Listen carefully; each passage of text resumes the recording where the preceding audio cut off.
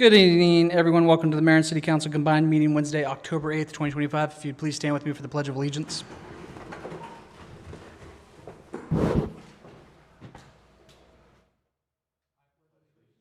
Flag of the United States of America and to the republic for which it stands, one nation, under God, indivisible.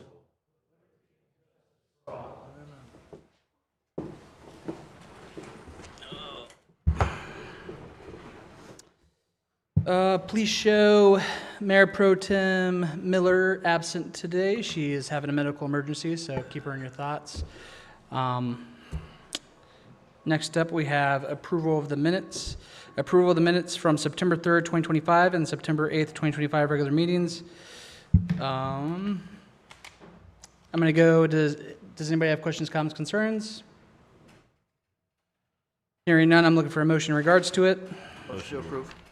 I'm going to give it to Nick, or Councilmember Collinock. Nick is fine. Looking for a second. Second. Any additional comments, questions, concerns by council? Hearing none, all those in favor signify by saying aye. Aye. Aye. Carries. Up next, we have some introductions of new employees here at the city and city officials that need to be sworn in. I'm going to do this one by one. First up, we have Director of Planning and Zoning, Andrew Gray, if you'd join us on up here. And then please stick around for pictures afterwards. You guys up after I do all the swearing. I suppose. Say welcome aboard.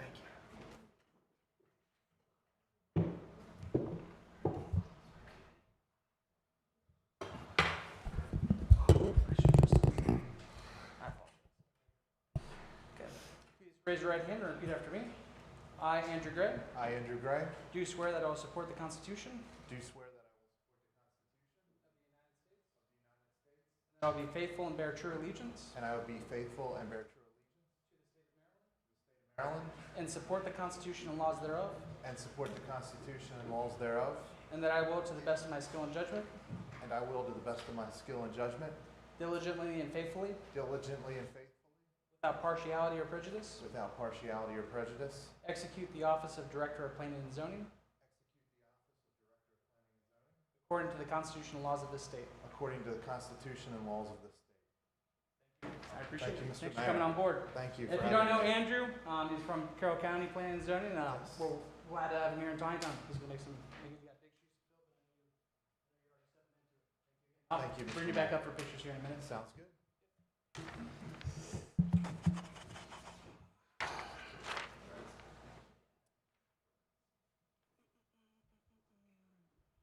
Next up, we have Executive Administrative Assistant Mackenzie Albin.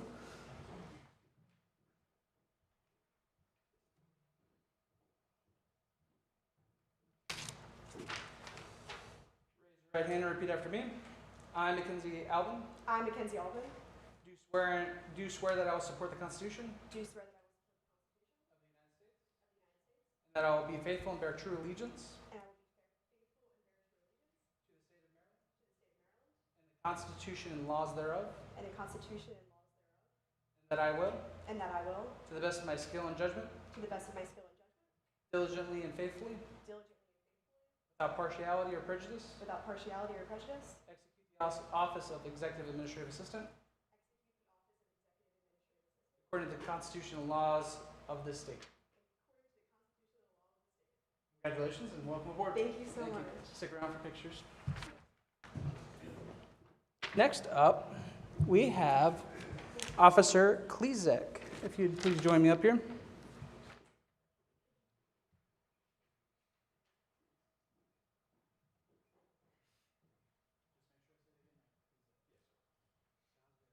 Right hand and repeat after me. I, Neil C. Klezek, I, Neil C. Klezak, do swear that I will support do swear that I will support the Constitution of the United States the Constitution of the United States, and that I will be faithful and bear true allegiance and that I will be faithful and bear true allegiance, support the Constitution and laws thereof, and support the Constitution, and that I will, to the best of my skill and judgment, and I will, to the best of my skill and judgment, diligently and faithfully, diligently and faithfully, without partiality or prejudice, without partiality or prejudice, execute the position of police officer execute the position according to the Constitution and laws of this state. according to the Constitution and laws of the state. Glad to have you on board. Welcome. Thank you very much, sir. I appreciate it. Thank you. So, here, we'll get a police picture real quick, and then I'll call everybody back up. Council, do you guys want to join us? Bob Oh, sorry, I have one more. Apologies. Thank you. He wasn't on the, I forgot about that. Sorry, I do have one more. While Bob has been with us since May, we are going to issue him the oath of office. Bob Jones, if you'd please join me up here.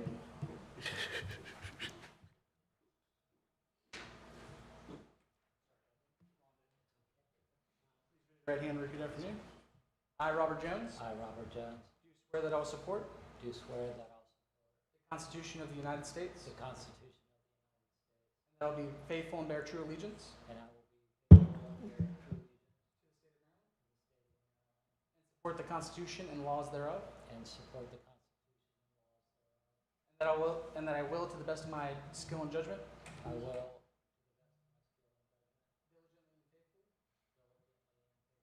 without partiality or prejudice, without the office of Director of Economic Development, execute the according to the Constitution and laws of this state. Or Bob, I know you've been here, but glad to have you. So I'm going to bring police up first, and then we'll get a picture with everybody. And council, you guys are good to start heading up here if you want to get in. Not forgetting anybody?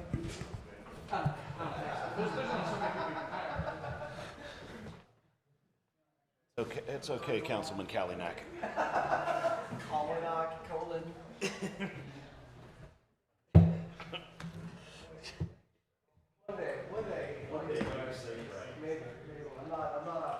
Go.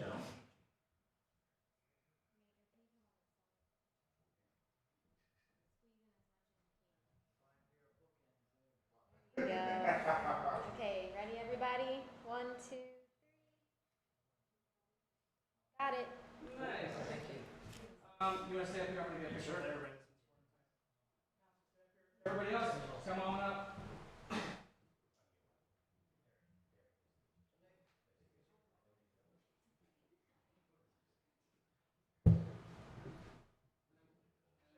I need some on this side.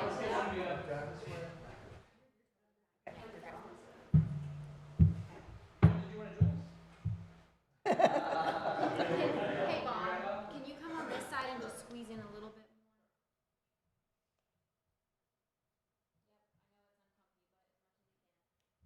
more? Ready? 1, 2, 3.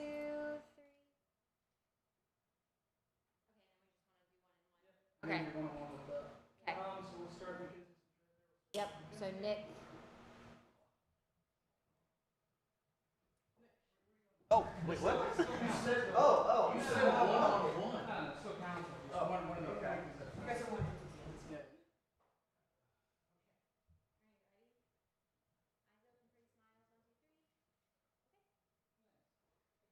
Bob next. Bob, turn your body this way.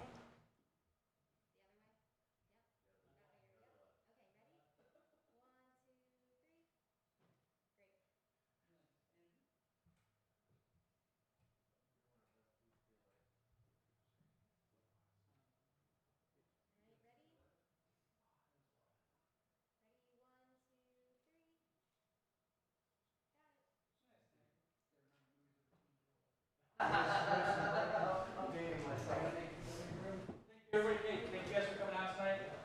You guys are good to go unless you want to stay for the meeting. I do have to warn you, it's going to be rather long.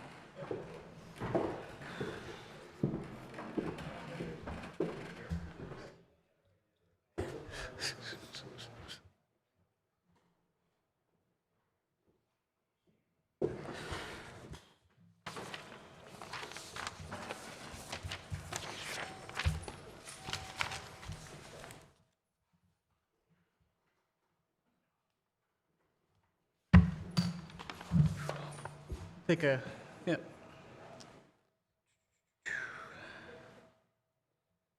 Okay, up next, I have proclamation for National Community Media Day. I'm going to read it and then invite you. I'm going to invite you down after I read it. Yep. Let me take a drink here. It's been a long, long day.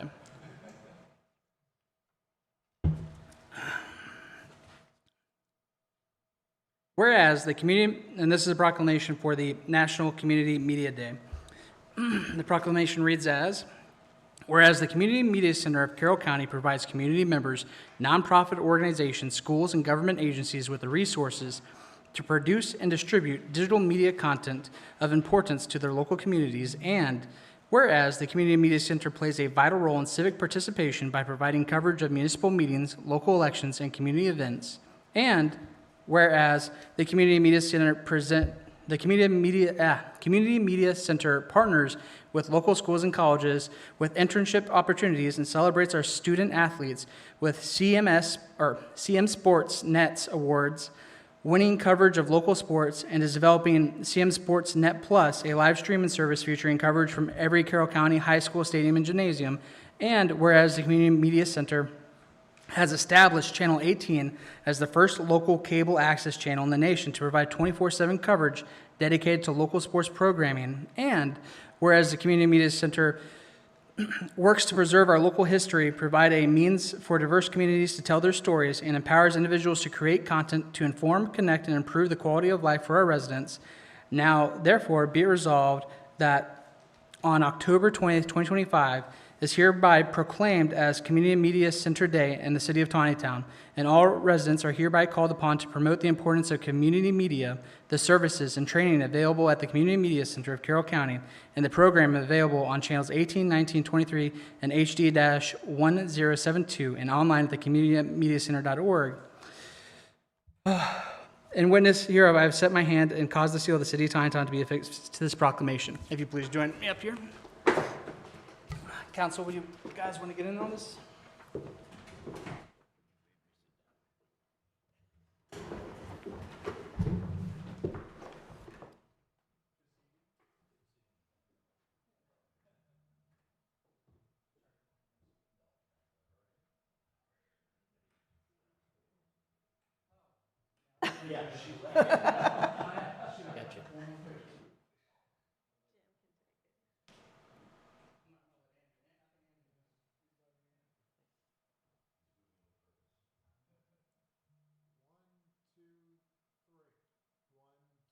Three. There we go.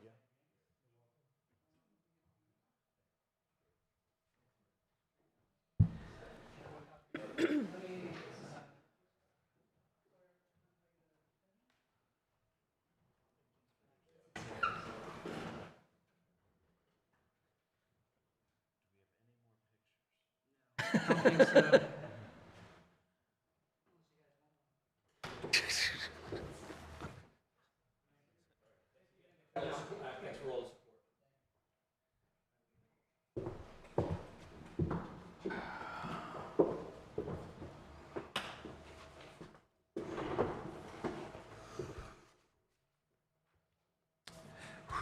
Up next, we have reception and delegation, DeLon and Stain, Michelle Mills, and Addie Blickenstaff.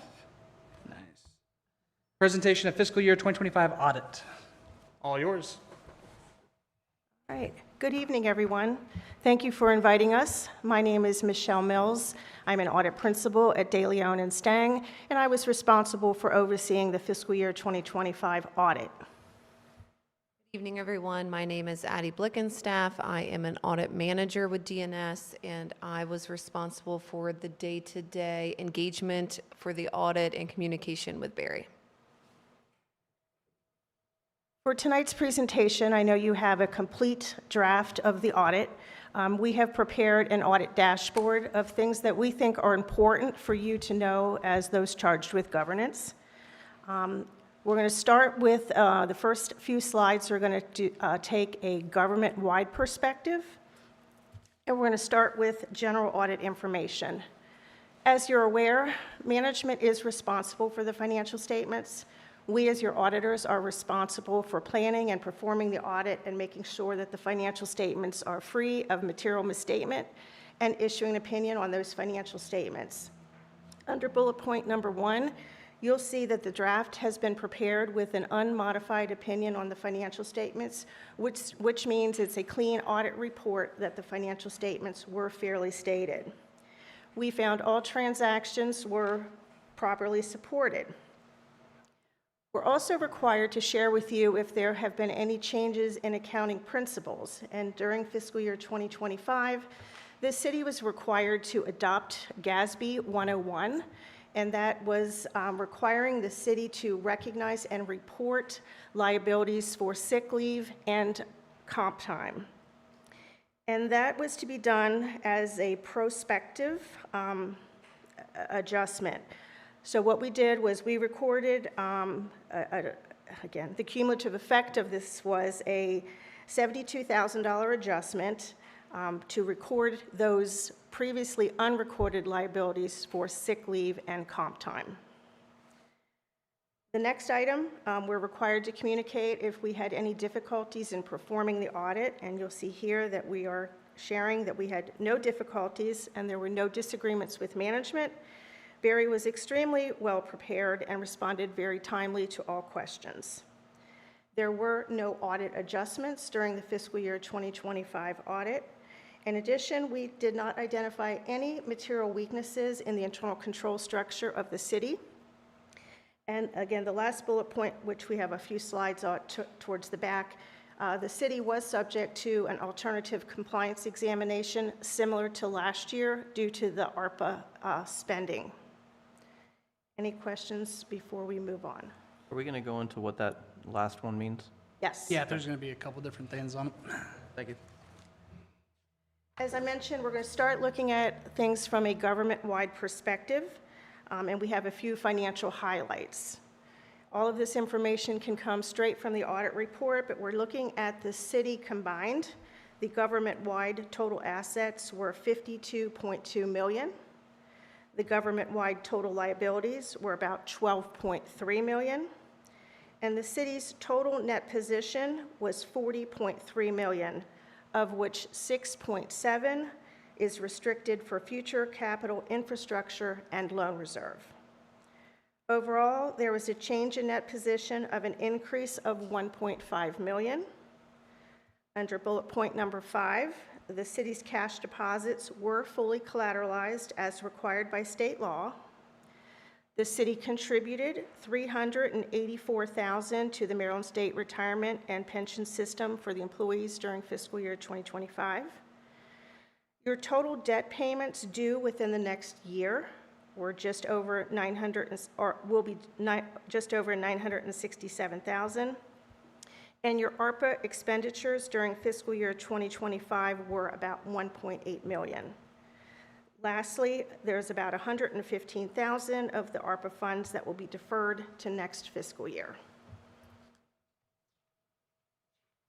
Here's a quick snapshot. As Michelle mentioned, the city-wide assets are $52.2 million, and here it is in a pie chart, so you can see by the green at the bottom, the city's capital assets net of related accumulated depreciation comprise 73% of that total, or just under $38 million.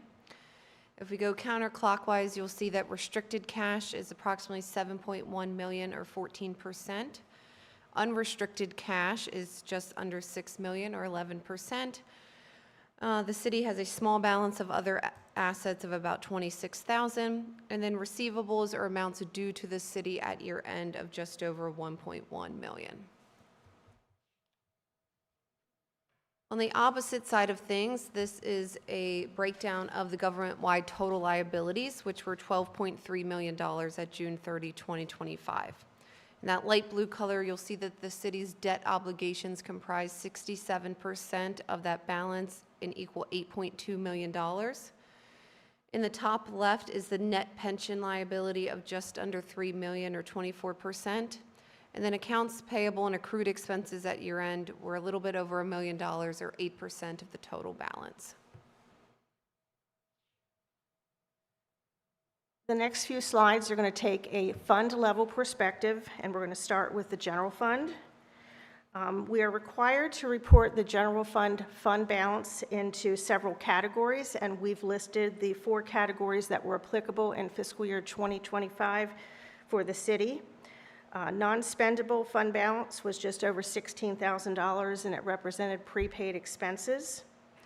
Your committed fund balance was just over $284,000, and committed because it was by resolution, and that is for park impact fees. Assigned included non-cancelable lease obligations and the police asset forfeiture account, just over $31,000, and the remainder is considered unassigned at $3.1 million. Your general fund total revenues were $6.7 million, and that was a decrease of about 8% from fiscal year 2024. The general fund total expenses were $7.1 million, and that was a decrease of about 15% from fiscal year 2024. Overall, there was a deficiency of just over $405,000 compared to a deficiency of just over $1.1 million in the prior fiscal year. On this slide, you'll see the breakdown of the general fund's revenues year over year, the darker blue color being fiscal year 24, and the lighter blue being fiscal year 25. As we can see, the tax revenue took a slight increase from $4.5 million to $4.8 million. Licenses and permits remained fairly comparable year over year. The big decrease occurred in the city's intergovernmental revenues, decreasing from $2.4 million to $1.6 million. And this was due to the fiscal year 24 having park grants and over $1 million in ARPA funding and related projects. Small service charge balances of the general fund, and then other revenues of about $104,000 for fiscal year 2025. Here's a quick look at the general fund expenses by department. So we can see that the general government expenses did increase from just over $1 million to $1.4 million.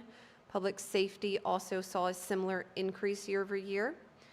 Public Works saw a decrease from $2.5 million to $2.3 million. Recreation and Culture had a large dip, but again, as I mentioned, that is due to the ARPA funding and ARPA-related projects, and there'd be a heavy hit of that in fiscal year 24. Economic development expenses remained comparable year over year, and your debt service representing your interest and principal payments were comparable at about $120,000. Any questions there before we flip to the utility fund? Questions from council? All right, the next few slides are going to take a look at the utility fund. The total net position for the utility fund at the end of fiscal year 2025 was $26.3 million. $16.8 million was net investment in capital assets. A small balance restricted for the wastewater treatment plant loan reserve. And then $6.7 million, as we mentioned earlier, was restricted for future capital infrastructure. And the remaining balance, $2.8 million, is unrestricted. Total operating revenues were $3.3 million, and that was about $94,000 increase over the prior fiscal year. And the total operating expenses were about $3.7 million, again, an increase of about $114,000 from the prior year.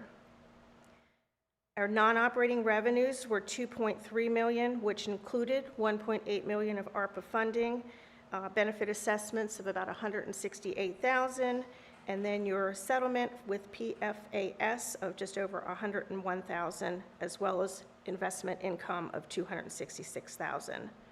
Your non-operating expenses, which was interest expense, was just over $288,000. Overall, there was net income of $1.6 million compared to $915,000 in fiscal year 2024. In a similar manner, here is the utility fund revenues year over year. So we can see the utility fund charges for services did increase slightly, but remained fairly flat year over year, just over $3 million. The utility fund does have rental income, which was about $142,000 for fiscal year 25. Intergovernmental revenues increased significantly due to increased ARPA funding in FY25 as compared to the prior year. Benefit assessments at least doubled at from $65,000 to $168,000. And then, as Michelle mentioned, there was $266,000 of interest income, and the majority of that miscellaneous revenue is due to the PFAS settlement money that was received during the year. And here's a quick snapshot of the utility fund expenses. Again, high level, almost everything is fairly comparable, just looking at where the bars are ending. Salaries did see a slight increase. And then the largest expense of the utility fund is its depreciation expense there towards the far right of just over $1.1 million.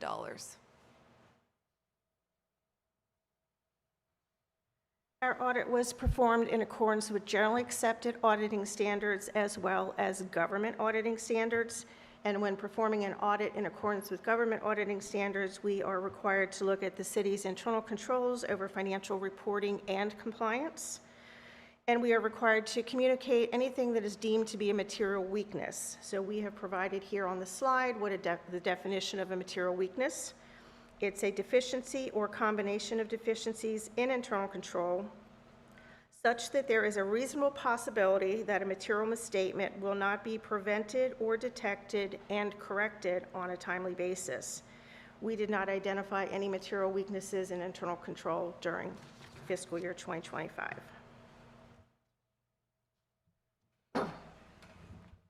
As I mentioned, we are also required to look at the look at whether or not there were any issues of noncompliance, and we did not identify any issues of noncompliance required to be communicated. Slide on the city's alternative compliance examination. Again, just as a little bit of background, when the ARPA funding came to all the municipalities, the OMB allowed these municipalities to not do a full-blown single audit, kind of a scope-down approach, because they recognized that the receipt of this funding is what was triggering them to all of a sudden have this extra reporting requirement and this audit requirement. So we did an examination of the city's ARPA funding. We will issue a report on this. And in accordance with our examination, we examined the city's compliance requirements of activities allowed or unallowed and allowable cost and cost principles in relation to your ARPA funding during the year in accordance with the 2025 compliance supplement. You heard me say that we will issue and we have not issued, and that is because the 2025 compliance supplement is currently in draft form, and we have to wait for the federal government to release that and finally approve it so that we get the green light to issue that report. This isn't just a Taneytown matter. This is anyone who is getting any sort of federal audit at the moment needs that compliance supplement. But we did not find any instances of noncompliance, and in our opinion, the city complied in all material respects with these requirements during FY25. We just are unable to produce that report at the moment. Be the last year for this, as there'll only be about $100,000 of ARPA to spend next year. Yep, so it won't trigger it, right? Yeah, yep. Unless you get some new federal grant. Would be nice. Yeah, The trigger point was $750K, right? Yes. 150. Yep. Yeah. Questions? Questions, comments, concerns from council? I'm looking at the finance guy at the end of the table. No, I mean, a clean report is great. I mean, I guess the only question that I would have is, do you guys have an opinion on our liquidity position? Or an opinion on what? On our liquidity position, like relative to, I guess, other municipalities, how is our cash on hand compared to, I guess, other municipalities? Like, do we sit at a good level? Do you think, is that even an opinion that you guys would have? It's not a required note disclosure for local government. It is a required disclosure for a nonprofit organization. So it's not covered in your report. Okay. You can certainly look at your cash positions Yep, compared to your I looked at it. liabilities. Okay, cool. I just wanted to see if CPA had could give any opinions on it. It's all perfect in my world. Anybody else? Additional questions, comments, concerns? Well, I appreciate you all. Do you have anything additional to add? I don't think so. I'll just highlight as well, as the one managing the engagement, Barry is absolutely wonderful. And if all of my clients delivered and responded to things like she did, my life would be a lot easier. And I think it's very important to note that when Michelle said in the beginning that we had no audit adjustments, that means the books and records that you guys are seeing are actually reliable, because we come to these things sometimes and have a long list of things to report. So, yeah, Nice. you're in great hands. And then I'd also like to just comment, implementing the new GASB did require a lot of work on Barry's part. And she was so thorough. I mean, again, I always love when Barry's the first one in the queue, because again, we have many municipalities that we work with. Barry's the first one in the queue. She always sets the bar high for everybody else because her analysis is great and she puts a lot of thought into it, and she doesn't look for other people to give her answers. She's already taken it, analyzed it, reviewed it thoroughly, comes back with really relevant questions. I mean, she really is a star. Yep. Again, Barry, as always, doing a tremendous job. Again, city policies, nobody can send emails to Barry during the audit period. I know you focus really hard now. I know you focus really hard on it. You do a tremendous job. Again, thank you for your work, Barry, and thank you guys for coming out. Just a Thanks, quick, guys. Enjoy your quick evening. procedure note. We do need this to be approved by. Ah, the end of that's the month, right. And Yes. typically, and I think let this slip because of the I do have one combined edit meeting, for you so- all. Okay.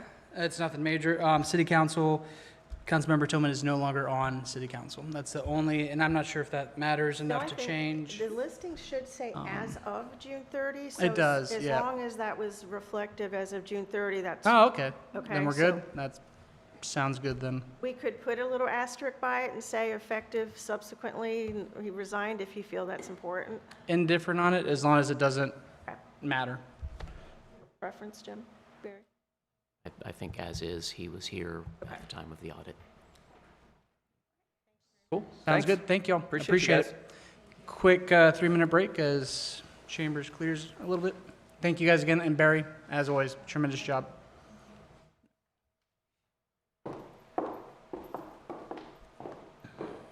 Had to tell Nick you couldn't send any emails for.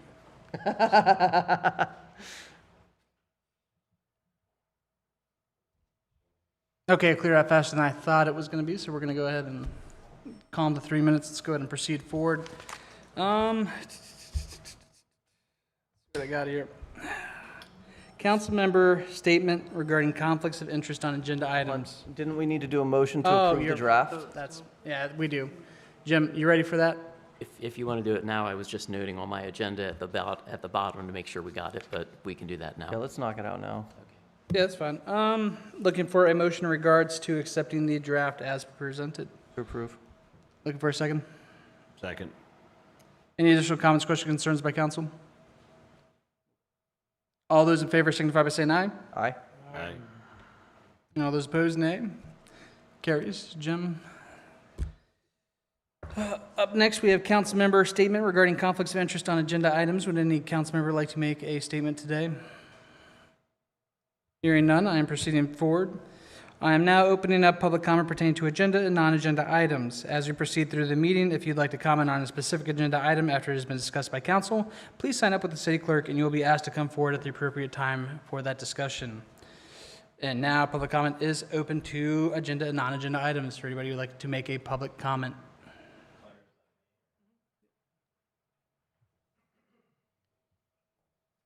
I apologize, I didn't bring my glasses today, so I may be moving a little slow. My name is Dave Bowie. I live at 106 Flanagan Drive. I prepared a statement for tonight. It's not up for discussion, question, or opinions. It's directed at the code of conduct of a city official representing the town in an official capacity. I come to you not just as a citizen, but as someone who has spent years preserving and celebrating Taneytown's history. I've researched our parks, families, businesses, and landmarks so that future generations know where they came from. That work is not about me, it's about the city. I attended an event on September 11th at Trinity Lutheran Church. It was titled Designing and Inviting Streetscapes. The flyer, which everyone has seen, describes a program about enhancing businesses visibility, and community pride. What I witnessed, however, was not a vision of Taneytown, not a plan, but a critique of our buildings and repeated comparisons to Frederick. That's not pride, and that's not really vision. When I raised my concerns, the city manager did respond to my email in writing, and he admitted that he had no firsthand knowledge of the event, no direct account, yet still chose to defend the presentation and diminish my concerns.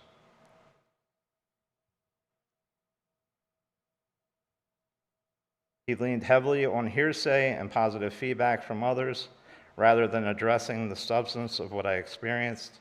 What struck to me the most was not the disagreement. We can always disagree on things, but his dismissal. Taneytown deserves better than dismissal. The city manager wrote that he appreciates my efforts, but differs on the government's role in preservation. Let me be clear. Preserving our heritage, treating citizens with respect, and planning for the future, honoring our past is not optional government roles. They're essential. Maryland law, federal preservation law, and best practices across the nation clearly state that local government is the cornerstone of historic preservation. We've already seen what vision looks like in Taneytown. Bollinger Park is an example of turning farmland into a natural preserve that reflects our rural identity and civic commitment. That was the government acting with foresight. Why should our Main Street, our cultural story, not be treated with the same care? Finally, my concerns also include the argumentative tone and lack of respect shown toward me during that event.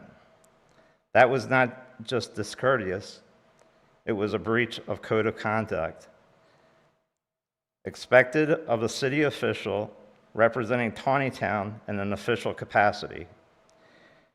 I do not need third-party confirmation to validate my emotions. I have requested an email apology from the city manager and the economic director, but I have not received one. I have much to offer the town. In return, all I've ever asked for in the 30-plus years is respect. At this event, I did not feel that respect was present. So as I close tonight, I again call for that direct written apology from the city manager and the economic director. Without respect, there can be no trust. Without trust, there can be no progress.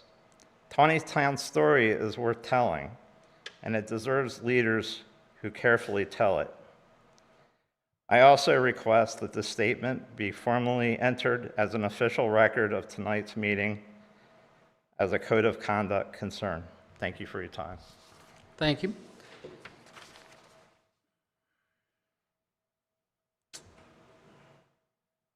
Jim, so let me start off, historically for council, how things get entered into the minutes. I was going to say, can I say something about the statement? Because I was there. I'll get there in just a minute. I want to cover as far as how it goes into the minutes. Again, council is always free during a council meeting to edit the way that the record is recorded or the way that they conduct the meeting. But historically, for other concerns that have been brought before the council, what is essentially noted into the minutes is resident has expressed concern. Like, for instance, this is how this would kind of play out language-wise. Resident has expressed concern over conduct of city manager and economic development and their treatment by those employees. That's basically how I'd read into the minutes. Clara, I'm correct on that, right? And that is historically how minutes and how, again, residents, if they come and say something, that's how it's entered in there. If you've ever seen you guys have all seen our minutes, but they're brief synopsises of how the meetings have gone. They're not detailed explanation of every word said in the meeting. My understanding is that Mr. Bowie does want, again, his statement basically put into the minutes. My recommendation is to proceed how we proceeded, which is the synopsis. Council is always free to change that, and I'll open it up to discussion first, and then we'll go back to that. Harry, or Councilmember Mead? I disagree with the characterization of the economic development meeting that was just given. I attended that meeting. Bob was courteous in every respect that he could be. There was, I hate to say it, one belligerent person in the room, and he was just here. The rest of the room was kind of saying that he needed to chill out because he really seemed like he was going in on an attack to Bob. So that's how that economic development meeting went. Yes, he did make a lot of comparisons with Frederick. Yes, he talked about the Main Street architecture, but from an economic development perspective, he's trying to make Main Street attractive to people to come. Frederick is a good example of a downtown area that's attractive for people to go and participate in businesses. So they are a good place to at least get some general ideas. Of course, it's going to be different. They're a much larger city. But the things that he was talking about, like preserving architecture, featuring architecture, that all has to do with historical. So again, I completely disagree with the characterization of what happened at the economic development meeting, and I'm sorry that he left without being able to answer for it, because honestly, it was a complete mischaracterization of what happened with Bob, and I would absolutely stick up for Bob in this regard, no matter what. I do want to add something. I probably actually should have started with this. Mr. Bowie did come to me with his concerns after going to the city manager with his concerns on Bob.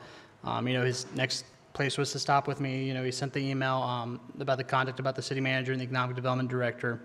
From what I could tell from the email sent, there was nothing egregious. Again, it was mainly explaining, Jim was explaining that he doesn't have knowledge, he wasn't there at the event, and that, he can't just base punishment off of Mr. Bowie's word, essentially. That again, I will say, from going to people who were at the meeting and talking with them after, the report that came from residents who were there and Councilmember Mead was that the conduct was appropriate. He was doing what an economic developer does. So, in my response to Mr. Bowie, it was essentially that I had found nothing to warrant any kind of adverse action to the city manager or economic development director, nor from my position would I ask them to issue an apology. My belief is that's based on the individuals in their offices, unless there was some kind of major malfeasance or misconduct. That's not going to be something issued from the mayor's office to the employees to have them apologize to somebody, especially a written apology. And again, from my understanding of the incident, from my understanding of the event, from my understanding of the email, I just don't see anything that shows that our employees were, maybe aggregates. Again, they weren't attacking Mr. Bowie. They were responding to his inquiry. If anything, the crowd was harder on Mr. Bowie than Bob was. The city has had a long relationship with Mr. Bowie, and one thing that he said was true. He has been a very valuable asset in providing history for the town, but unfortunately, our ability to work with Mr. Bowie in the past has been difficult, at least. So this is nothing new or something that has changed or just arrived. It's something that we've been struggling with for many years. So I think we consider the source of the complaint, and the citizens will recognize that maybe we didn't get the whole facts. Councilmember Collins, did you have anything to add? No, I mean, I wasn't there. I don't know. I've heard, he said, she said about it. I'm largely indifferent just because I don't know who to believe. I don't think the city should necessarily have to issue an apology. It sounds to me like it's just a clash of personalities. I know Bob can be direct, but so can Bowie. The only thing I really want to say is that I just want to make sure that the city does make a commitment to try and treat people with dignity and respect, which I think we do a pretty good job of that as a general rule. That's really all I have to say about the issue, though. Yeah. And that's kind of, what I explained in my rebuttal in the email was that, our ask is mainly, again, we can't go off of he said, she said as far as punishments or anything like that, or telling people to issue apologies. And this is, air quotes, my ask was everybody play nice in the sandbox. Again, we're all in it to better Taneytown. There doesn't have to be this back and forth with each other. There's going to be differences in opinions, and there's going to be differences in how those are presented. And some people aren't going to vibe. No. And again, I will say what some people find offensive isn't necessarily offensive to everybody. Again, somebody being direct with you isn't a slight against you. That is them giving their opinion. And that's how I kind of took this unfortunate circumstance here is, again, Bob is a direct person. And again, just from accounts that I've heard at that, I really don't see anything egregious. And again, the city manager's emails, if council wants to see them, he can send them. He didn't send them out beforehand, but he can send them out. They're nothing wrong is happening there. I would appreciate if council would take the time to read the email chain. Absolutely. I'm happy to, yeah. Yeah, I mean, I'm sorry that Mr. Bowie feels slighted, but I don't, in my mind, and unless I see something egregious, I don't think we have to issue an apology, and I'm also indifferent to putting the full statement in the record. It doesn't matter to me one way or another. I would just argue, again, we've had this before where somebody's come and, made a complaint against an employee. My thing would be to treat it as every other complaint, which is the summarization. There is a live video meeting if he wants to share it out from social media about his statement and everything like that, and I don't think anybody has any complaints or concerns. Is council okay with our normal summarized Yeah, I am. statements? I'm good. Sounds good. And again, Jim, if you could get that email out to council after the meeting. Sounds good. We are Sorry, proceeding. can I ask, do you agree with the characterization that the mayor and Councilmember Meade gave? Well, I did not attend the event to see. Right, yeah, right. we were at the same event. I guess the characterization of the email. Yeah. Again, So, 'Cause I mean, you specifically were like, I'd appreciate it if we got eyeballs on it ourselves, so like, it seems to me like you have some opinions on it. I felt like I responded appropriately and professionally to Mr. Bowie's email. I, certainly respect his perception and his feelings on the matter, but, I don't believe my response was the attack that it has been portrayed as. But I would like you to be the judge of that, Sure. and if you feel differently, I'm more than happy to have that conversation. So. I did not forward it to you in advance because I wasn't sure, considering the guidelines for public comment, the level of detail that would be brought up tonight. But since it was, I'll send you some lengthy emails. No problem. thank you, Jim. Additional public comment pertaining to agenda or non-agenda items. Seeing no movement on the floor, I'm proceeding forward. Resolution, ordinances, and agreements. Introduction, ordinance 21-2025, amendment to restricted industrial district. Jim, do you want to start us off on this? Sure. This, we've talked a little bit about this in the past relative to FlowServe and discussions regarding an easement across their property that there has been some interest expressed, and another one of our major industries has also expressed similar interest to locating some things that would be helpful for their employees within the restricted industrial district. So Planning Director Gray and I had some conversations on this and went through, talked about whether, listing businesses by category or, we tried to think through like what would be helpful if, for the employees at our manufacturing sites in the district. What would be helpful to be close by. So the list is perhaps a little bit more permissive to start with. It could get whittled down if council chooses, but we felt like this was a good starting point on things that might meet what some of the managers of the manufacturers have expressed that would be helpful for their employees. So really, it's primarily service businesses.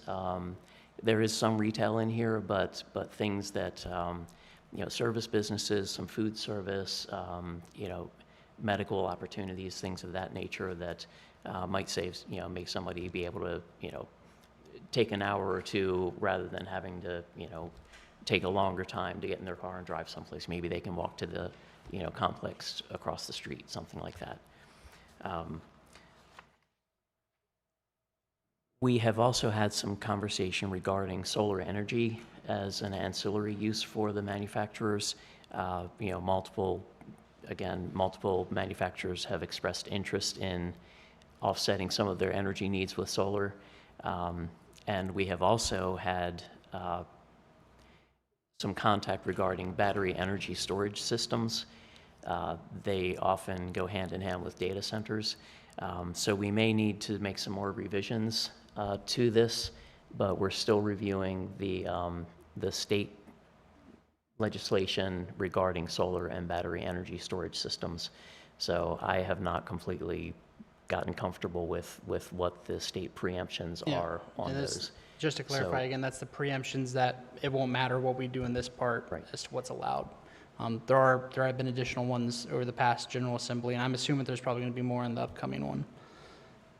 So we're, essentially we're being, the legislation requires that battery energy storage systems and solar generating facilities be permitted in multiple zones, and, it limits our ability to deny applications for those things.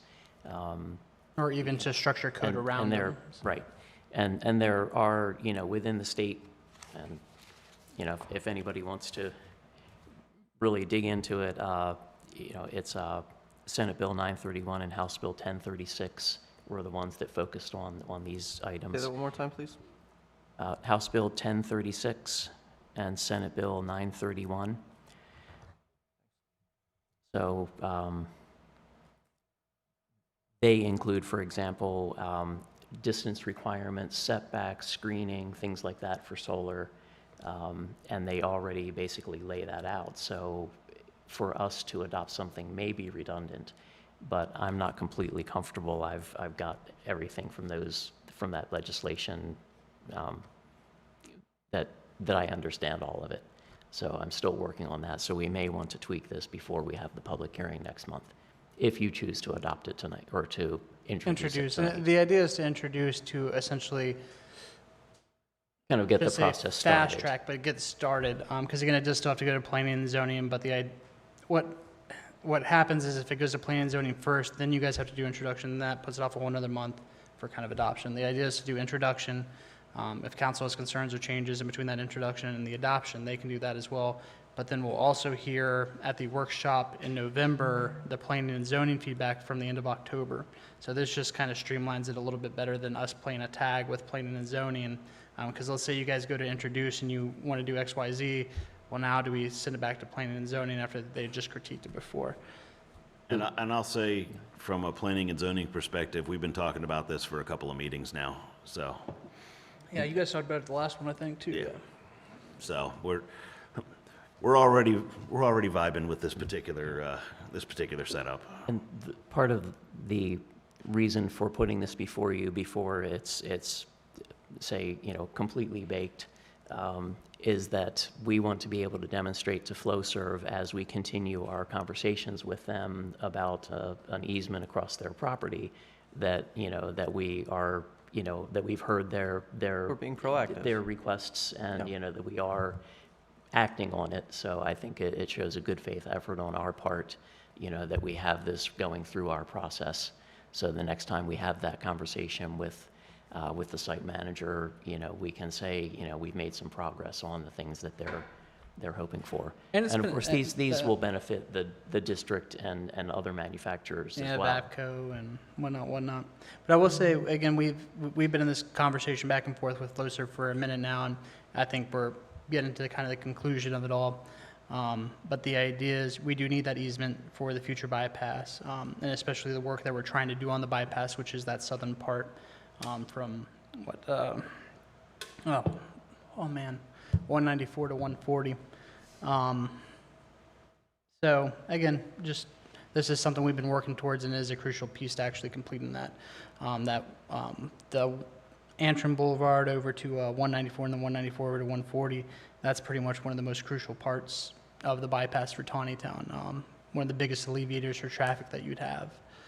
So this is a crucial piece of that, and again, that's why we're so engaged in the conversation to try to get the easement.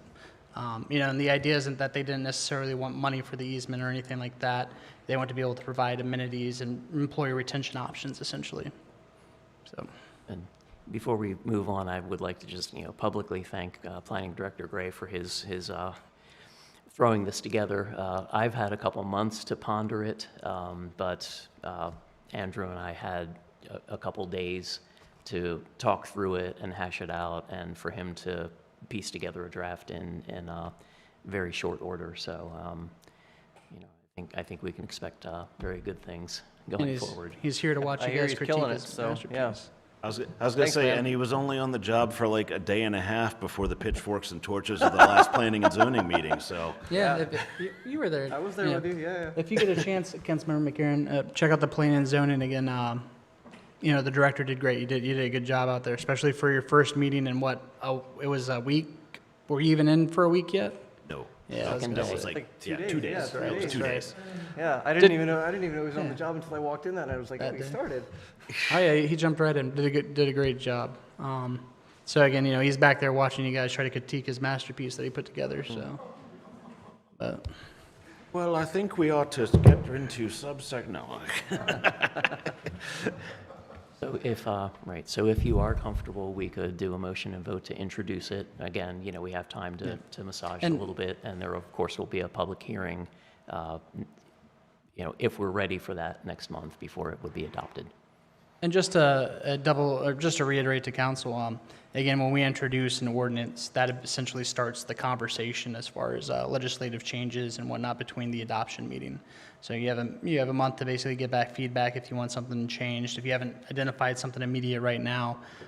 So again, don't take it as when it's introduced that this is the final piece. You have a full month to provide feedback, adjustments. Ask a And couple of questions. yeah, feel free.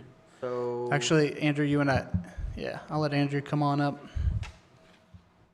That way both Jim and Andrew can counter Councilmember Colin Uck. Not countering, I just want to make sure I understand what's going on. So look, are we adding subsection B in there, the permitted uses section, or is this like a totally new like section of code? No, sir. What we are proposing to do is for the restricted industrial zone, adding under subsection 20522B under permitted uses, you have all the permitted uses 1 through 13, and then adding a permitted use of 14 of the following combined retail and service uses not to exceed 25% of the total lot area. Uses contained in What does that mean? Like when we talk about the total lot, so like, if this is are we saying of the entire residential industrial, of the entire industrial district cannot exceed 25%, or like 25% of, like, what do you mean by lot area? The individual parcel. Parcel, got it, okay. And the reason for that is thinking of the city has their industrial zone and want to keep commercial uses out of them, mainly because you don't want commercial uses to overtake the industrial zone. So with putting that limit of 25% on there, that means you could have commercial uses that, as we have here and for the council to ponder, we have uses that may be beneficial to corporations in the industrial zone. However, they would not overtake the industrial zone. And also, if I may, under special exceptions, under 4, we have the same language, and the reason those 3 uses are there is because with me and the city manager thinking of, Sorry, where is this? it is under Going, For section C, section C, yes. section C, Section C, number number 4. 4, got it, okay. Yes. the blue text. Yep. Is, yeah. The reason why those uses are there, and I've used this spiel a lot for uses of, you could say, habitation and for children. So really, those uses, looking at those, keeping and making sure the industrial uses that are the predominant use on the property does not cause an undue effect on those uses such as daycare, hotels, and schools, meaning Board of Zoning Appeals would have a chance to review to make sure, wait a minute, okay, these uses are permitted, but we need to have a review, a review to make sure, should these uses actually be in this particular location, especially when we think of a daycare. I always mention to people, and even at my class that I teach, I apologize if I'm going on too deep here, too long, but when you have potentially, let's say, just using this as an example, don't think it pertains to Taneytown, but having, let's say, you could have a manufacturer or a fireworks plant, fireworks manufacturing plant next to a daycare. You theoretically, if it was the fireworks manufacturing plant was in the industrial zone, and the daycare use was allowed in a commercial zone, you could, but the Board of Zoning Appeals reviewing that, thinking, should that be there? Is that really comparable? Is having that use there? Is it complementary? Does Is it that what fit? you're Right. getting at? And would that cause a substantial burden to, I guess what's the word? Kind of When both, we look wouldn't at it? special exceptions, one of the things the board considers is, does this activity in this particular location cause any adverse impacts that it would not cause elsewhere in the district? So Andrew's example of the fireworks manufacturer and the daycare, that proximity, is going to be different, for a daycare being next to, the potential hazardous conditions and so on. So we would want to have the opportunity to look at those kind of uses on a case-by-case basis.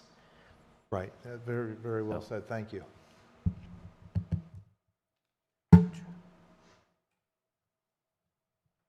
Additional comments, questions, concerns by council? Hearing none, I am looking for a motion of introduction. Motion to introduce. Looking for a second. Second. That's fine, go Snake. Additional comments, questions, concerns by council? All those in favor signify by saying aye. Aye. Aye. All those opposed, nay. Carries. Thank you, council. Oh yeah, thank you. Thank you for coming up. Thank you for sticking around too. Not a problem.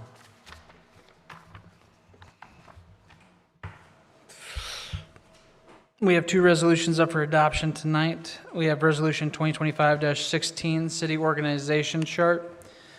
So this is a requirement, is it in charter or is it code? I can't remember. I think it's code actually.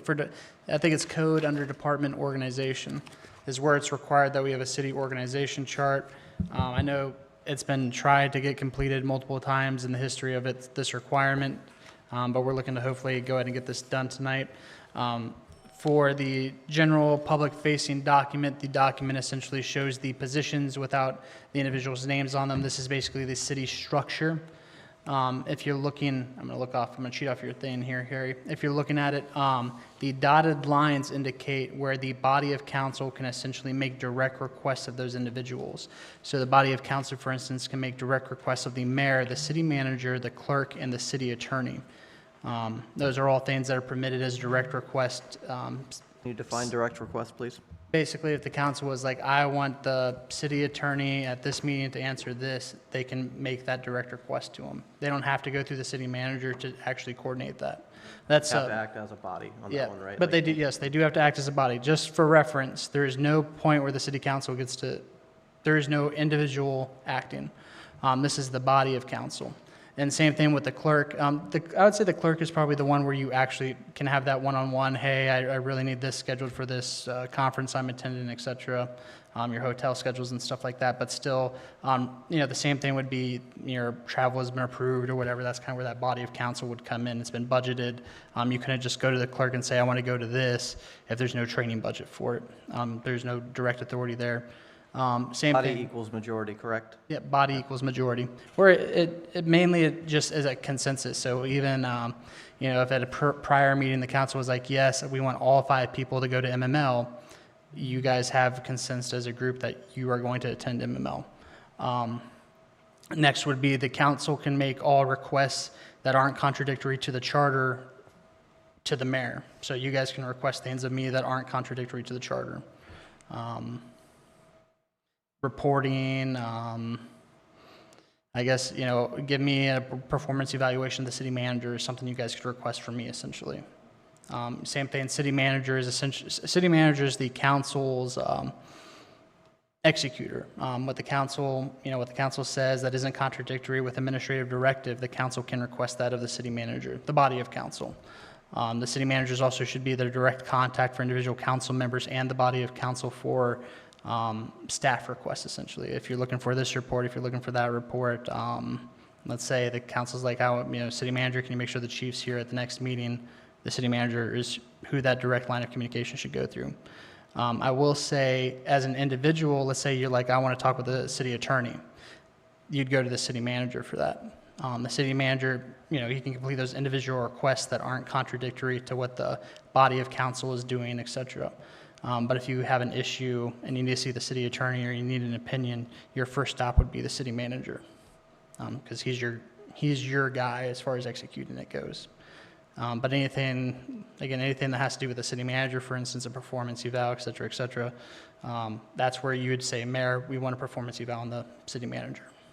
So that's kind of, again, where those key elements come into play as far as where the council and the body of council directly links with those employees. But per our code and charter, there is no individual council members giving orders to employees. It's not set up like that in any way or form.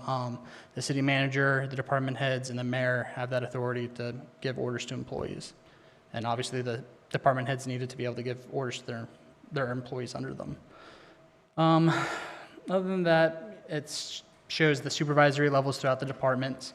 At first, we had it pretty consolidated of just the department heads, the city manager, but I wanted to make sure it was pretty comprehensive so everybody actually had a general idea of how this was working, what the supervisor positions were at the police department, how that flowed down, even at the wastewater treatment plant. Again, this should give you guys pretty much a top-down of how the structure is at the city, and this should give the general public as well if they want this document.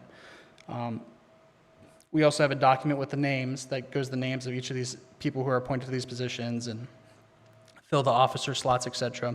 And then, there's one for contact information, which I'll go ahead and call the recall sheet. That's an internal document for if we needed to, go down the list and check on individuals, if anybody's familiar with a recall. But other than that, is there any questions, comments, concerns on the actual document? I have a general concern with actually both these resolutions they're up for adoption. I really didn't expect them to be up for adoption tonight because of the shortness of time we've had to evaluate them. I would like to make a motion that we table these resolutions to another meeting until I've had a chance to look over them. I wanted to compare their former organizational chart with the current organizational chart. I didn't have an opportunity to do that. We're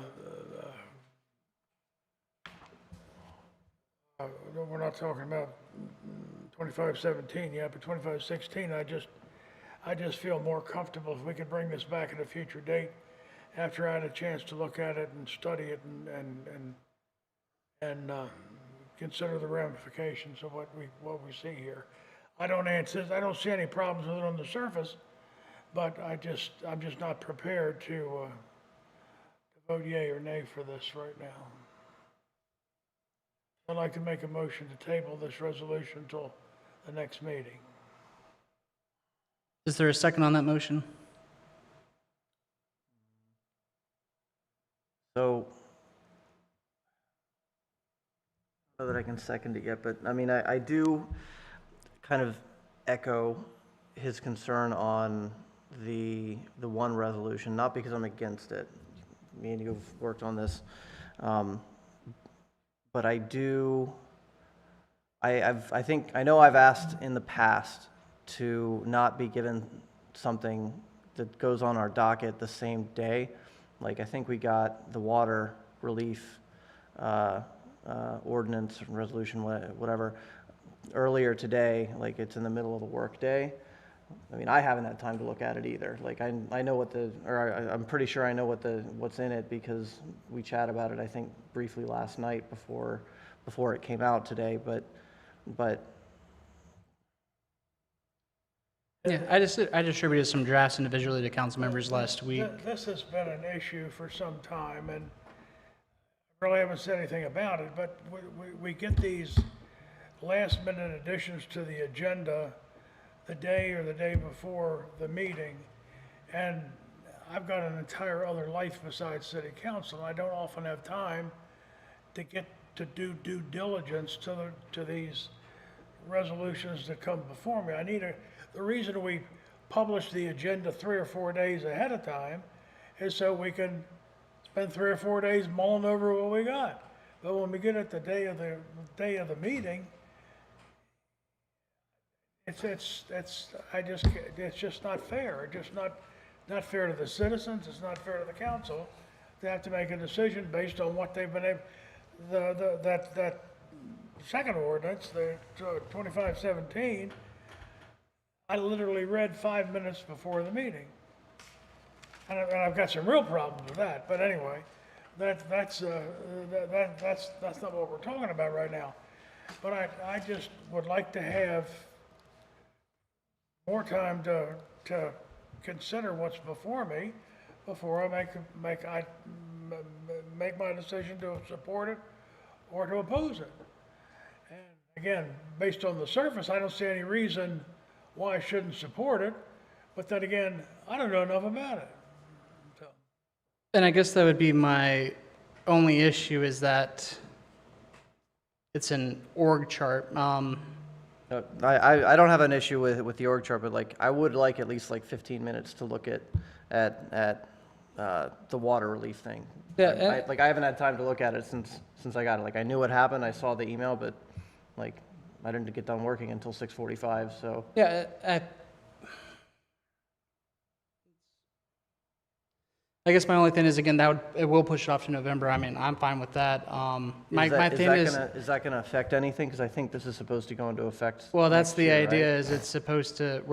The idea is to hopefully try to have it for Q1 of 2026 calendar year. Again, I don't know what that looks like as far as pushing it back. Not a huge deal to me. I guess my thing would be it's really nothing too big. Yeah, And again, I think it's a 25K commitment or something, right? It's Total? a 20. It's a 20. 20. And again, there's nothing too extravagant to the actual resolution. And just because let's go back and focus on this first one, because we are on the first resolution.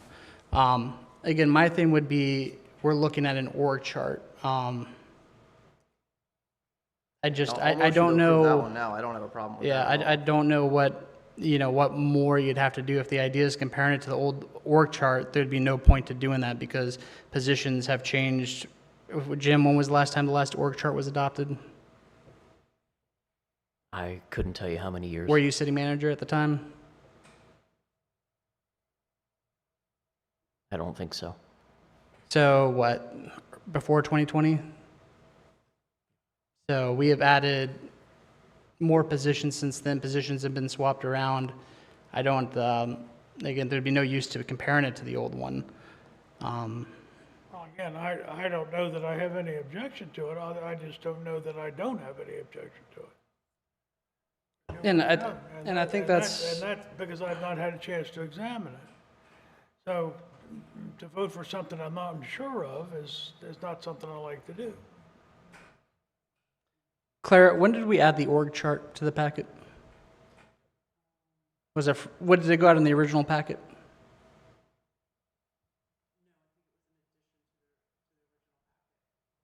I'd have to look Was back it? at my emails. I can't really I thought we completed it on Thursday, because we made the additional changes to do the 3 separate ones with the names and the phone numbers and everything. It was on the agenda, not provided on Tuesday. Well, I guess then there was council packet information happened. So yeah, so the org chart, our org chart probably was I Tuesday. printed it off yesterday and with the intention of reviewing it, but have not had a chance to do it yet, so. It was a part of the original packet. So that's my, gonna be my thing. If the idea is, you're not gonna send stuff fast enough, if I'm sending it the day, or again, if the staff are sending it the day that the packet is due, when we put it out that Friday, that's not on administration for it not having been read by Wednesday. Again, I'm busy myself between the businesses, 5 kids. I was at a conference from Monday till now. I got back today from a conference, and I still edited documents. I still read through the documents. So I get it, life happens. But the idea is every time we delay something, it's a month. It isn't just delayed till to tomorrow or 3 days from now. It's a month delay. So just keep that in mind. The point is, the organizational chart is not something that affects the daily operations of the city. And a 30-day delay is not going to be a detriment to our overall day-to-day operations, is the point I'm trying to make. It isn't, but the idea would be I'd like to move on to the next thing. If the idea is just to delay it another month, I'd want to know the actual reason. It takes maybe 3 minutes to look at the org chart. The water resolution, I think it's a page and maybe a half. It'd be one thing if we had a lot of legalese language in it, but it really doesn't. It's pretty straightforward, 20,000, 5K a quarter. Again, we'll get to that here in a minute, but it's kind of my thing with the org chart. If the idea is to get stuff done, and this is kind of the problem we had, previously, was we'd get to a council meeting, and again, the water resolution, yes, it was sent out today. I think I wrapped it up Yep, today. that one wrapped Because I today. woke up and wrapped it up in the morning. But there was, drafts. I don't think anything's changed from drafts that were sent out last week. Did I miss a draft? I don't remember a draft. I think I sent coming you a out. draft personally. I don't remember seeing it. Might have. I don't remember seeing it though. I got Clara's email today though. Yeah. But if I can have 3 minutes just to read this before we do Yeah. the Again, other I have no. one, I don't. We I don't can. have objections to My it. thing was we could sit here for 15. My thing is just to get it done so we can move on to the next stuff. Yeah. I literally have no qualms with pausing the meeting for 15 minutes for the review. I don't think there's anything in there that is upheavalish. So that's, again, I'd like to move on to the next items essentially. It's not, I guess I look at it and, I think of what we accomplished at this meeting. What did we pass at this meeting? What did we pass the next one? I know we did the draft, and we introduced the restricted industrial. Again, indifferent. Other than that, there's not much to these. Do we want to recess, pause for 3 minutes to review the org, or 5 minutes to review the org chart? Again, I just don't know, I guess, what the what the issue would be to hold it up for a month. And it's not that we necessarily need it. The idea is just if we're preparing it and we're doing it and staff time is being spent, my ask would be that we kind of get things moving. The last org chart, just to answer the question a little more specifically, was dated June 2020. Okay. So, and if you'd like, I can shoot that over by email real quick for those of you that have your surfaces if you want to take a look at that. What was the structure of it? It was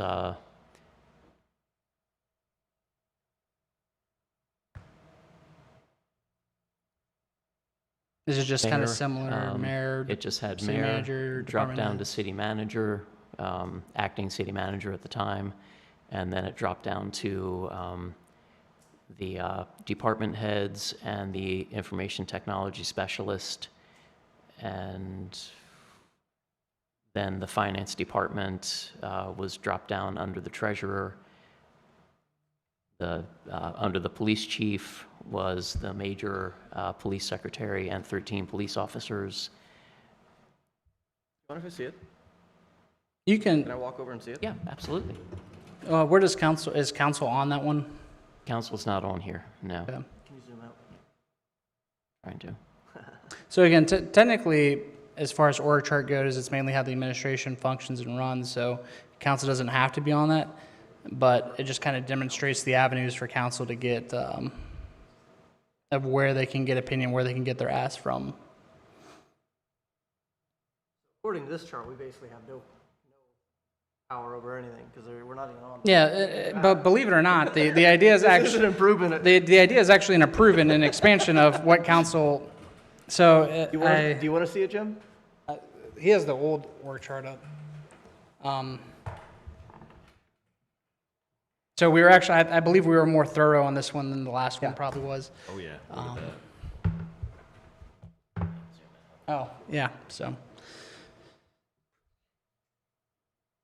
So again, that's my only thing is if I'm having staff spend their time and I get it, everybody has lives, but if I'm also spending my time, again, and this is why we have council meetings. I mean, we can spend 15 minutes here to look over something. It is not that big of a deal. Yeah. I mean, my only, it's not even an objection, but I've said it before to you, I think privately, I think I've said it here, and I'm just echoing, Councilmember McCarron's point that,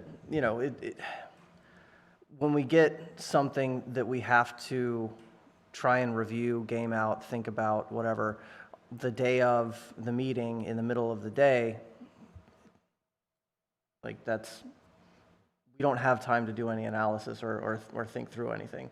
I mean, again, in this case, I'm not against, any of the things, and especially like the water one. Conceptually, we've talked about it.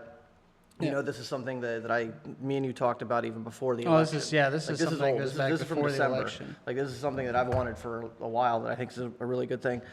Just, it's irritating when it's like, I get it the day of, and it's like, man, I don't even have time to look at it because I'm working until 6:45, Yeah. right? And I think that's basically kind of what you're saying too. Absolutely.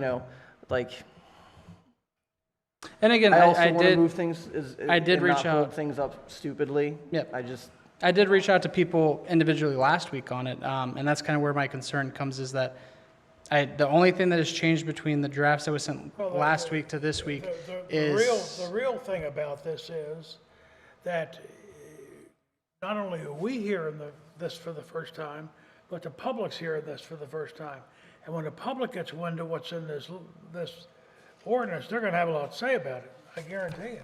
No, it is not And an ordinance. we need to hear that from the community at large before we act on this.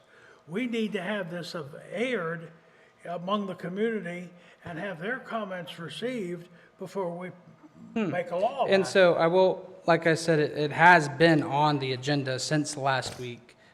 Draft copies were shared last week. The only thing that's changed from the draft copy last week to this week is it says the Harry Mead Collaborative Water Relief Program. That is quite Well, I literally, guess, Harry, you must have had something to do with that. I'm just saying, I that is, would have honestly thought it was from Elizabeth Warren or Bernie Sanders myself. That's why I thought it was funny to throw his name on it. Okay, but I will say again, like I said, the only thing that has changed from last week to this week is literally that title. Yeah. Nothing else has changed. Where did that get sent out though? Because I mean, I know we talked about it, but. Yeah, that was it. It was just individual reach out with the draft. Okay, because the drafts didn't get sent out. It was just talking about it. That's that. I also don't remember a draft being Yeah, sent to me, there- but like, it's been quarter end, so my life has been crazy since last Monday, so, you know. And I will say, it's not that technically the water relief is on the 180-day legislative plan from May. It has been on the agenda since Friday. But we need to have community input on this. We need to talk to the constituents that put us here before we can make a decision that is so off base from anything else we've ever done. I mean, this is completely unique legislation for the city. And it's, in my opinion, what's wrong with government today. This is the kind of stuff that gets us into trouble. This is why Washington's such a mess, or has been for the last 8 years anyway. A 20,000 liability on the budget. Yeah, I mean, I vehemently Year, disagree with that characterization. I mean, this is government at its best in my mind. Like, it's helping the most disadvantaged among Yeah. us. And it doesn't with- even with automatically- with You know, peanuts. Like, let me just say this, as long as we're going to talk about this. I'm the biggest advocate for helping the most disadvantaged among us. But I don't want my tax dollars being spent unless I have a say on who they're being sent to. That's the problem about that. That's the problem with the tax dollars I'm sending to Washington. There's a lot of those tax dollars that I disagree with completely. Sure, I can I'm do with you, nothing yeah. about it. We are not a charity organization. This isn't Caring and Sharing Ministries. This is a city government. Now, for years, and I've been proud of this. I was proud of this when I was mayor. We have been able to work with those individuals who had a hard time paying electric bills, work out payment programs, and satisfactorily get them complete and keep their water. Now, if we're going to start using taxpayer dollars to subsidize their water bill, that's where I'm going to draw the line. I would not support that in a million years. Well, again, the money doesn't just go into the account. It is a direct match from private contribution. Well, private contributions, I'm all for. If we could manage a fund from private contributions, I'll be the first one to vote for it. But when we match it with city funds, when we match it with taxpayer dollars, when we match it with my tax dollars, I'm gonna holler about that. And the citizens are gonna holler about that. So I guess that's where I'm a little bit confused, right? Because again, we do everything from give 50%, grants that are given to the city to match a 50% disbursement to businesses for 50% work. And again, we're writing $20,000 checks to individual businesses to do that work. That's good as well. That's good. Individual businesses to improve their business. That's good as to create more tax dollars. That's the motive. If the funds that we give the individual businesses to improve their businesses didn't create more tax dollars, we wouldn't give them. So somebody that doesn't manage their money, who falls on hard times, and everybody is there once in a while, and I've been there myself. But it's my responsibility to pay my water and sewer bill every quarter. It's not the city's responsibility to do that. If someone was to be kind and generous and contribute to a fund where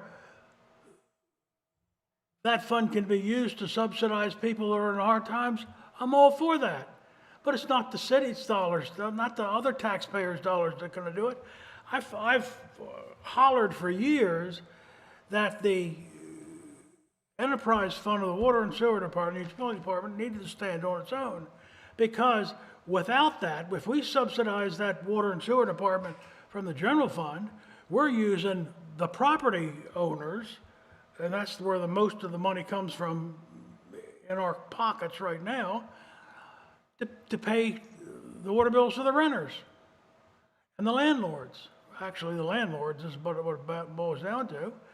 And that's not right. And again, If anybody's I going to guess- subsidize the people who can't pay their water bills, let the landlord subsidize it, if that's what they want to do. I guess The this citizens is, of Taneytown. I guess this is what confuses me, because again, it's not to say that we subsidize, but I guess that is the term. We subsidize many things in Taneytown, from dollar building leases to dollar building sales. We essentially we have given out property of the city for $1 before. And again, I think you were a council member at the time that happened, for instance. But I just don't get how a fund that matches private contributions is necessarily a bad thing, because the city is still collecting 50%. That comes from citizens that have no say in who it goes to or what criterion is used to determine who gets it. It's being administered by the same people. The idea is for it to be administered by the same That's people the who other do thing. the programs at. And there may be something that I missed in this because I haven't had a chance to read it thoroughly. But what is the criterion that allows somebody to apply to this fund? What do you have to do? You just don't pay your bill? Well, I had to take a vacation. I worked so hard. I took a vacation. I spent all my money and I can't pay my water bill this month. Can I get some of that fund money? Will that guy get some? And I think, What are the criteria? and I think that's the idea, is to let a nonprofit that already administers programs like this in the county, for instance. This is already happening in the county. We have an organization that's very well renowned in this community, Care and Sharing Ministry, that handles things like this. I'd be perfectly willing to say, let's encourage people to donate to Caring and Sharing Ministries to a special fund to help people with water problems or rent problems. All the parish churches in this community give funds to their members or to people who come knocking on their door, not necessarily their members, that have problems paying their bills, whether it's the water bill or the rent bill or the grocery bill. And that's their job. That's what the churches should do. That's what Caring and Sharing should do.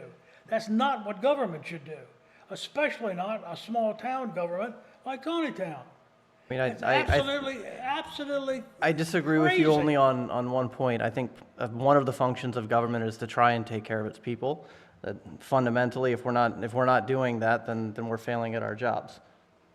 And again, I think And like, Again, I'm not saying free for everybody, right? But I mean, yeah, we're not even. But see- small but see- contributions that are See, peanuts Nick, in the we grand have- scheme of things We have done that don't break on an individual anything. basis for years and years and years. We have done that.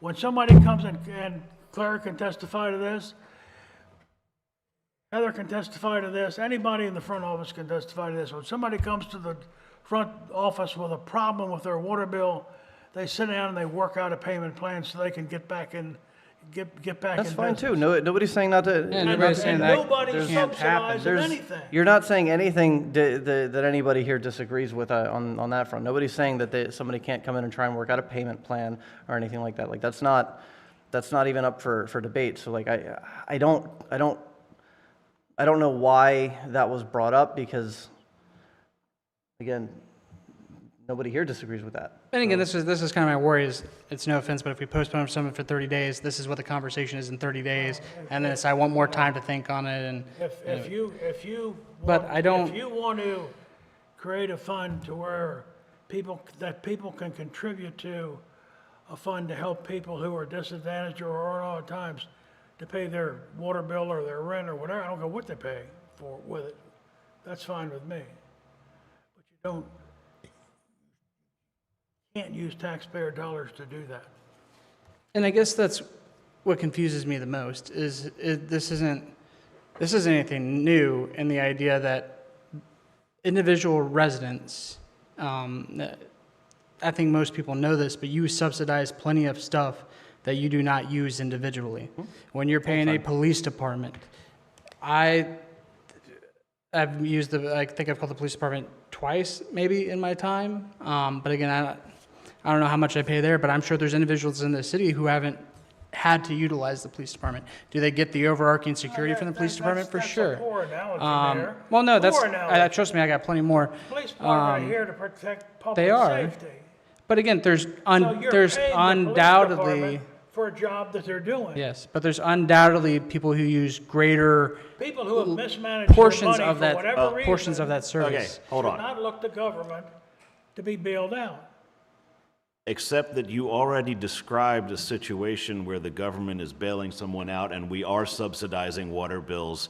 If someone is making a payment plan, we are subsidizing what they owe until they can pay to get it done.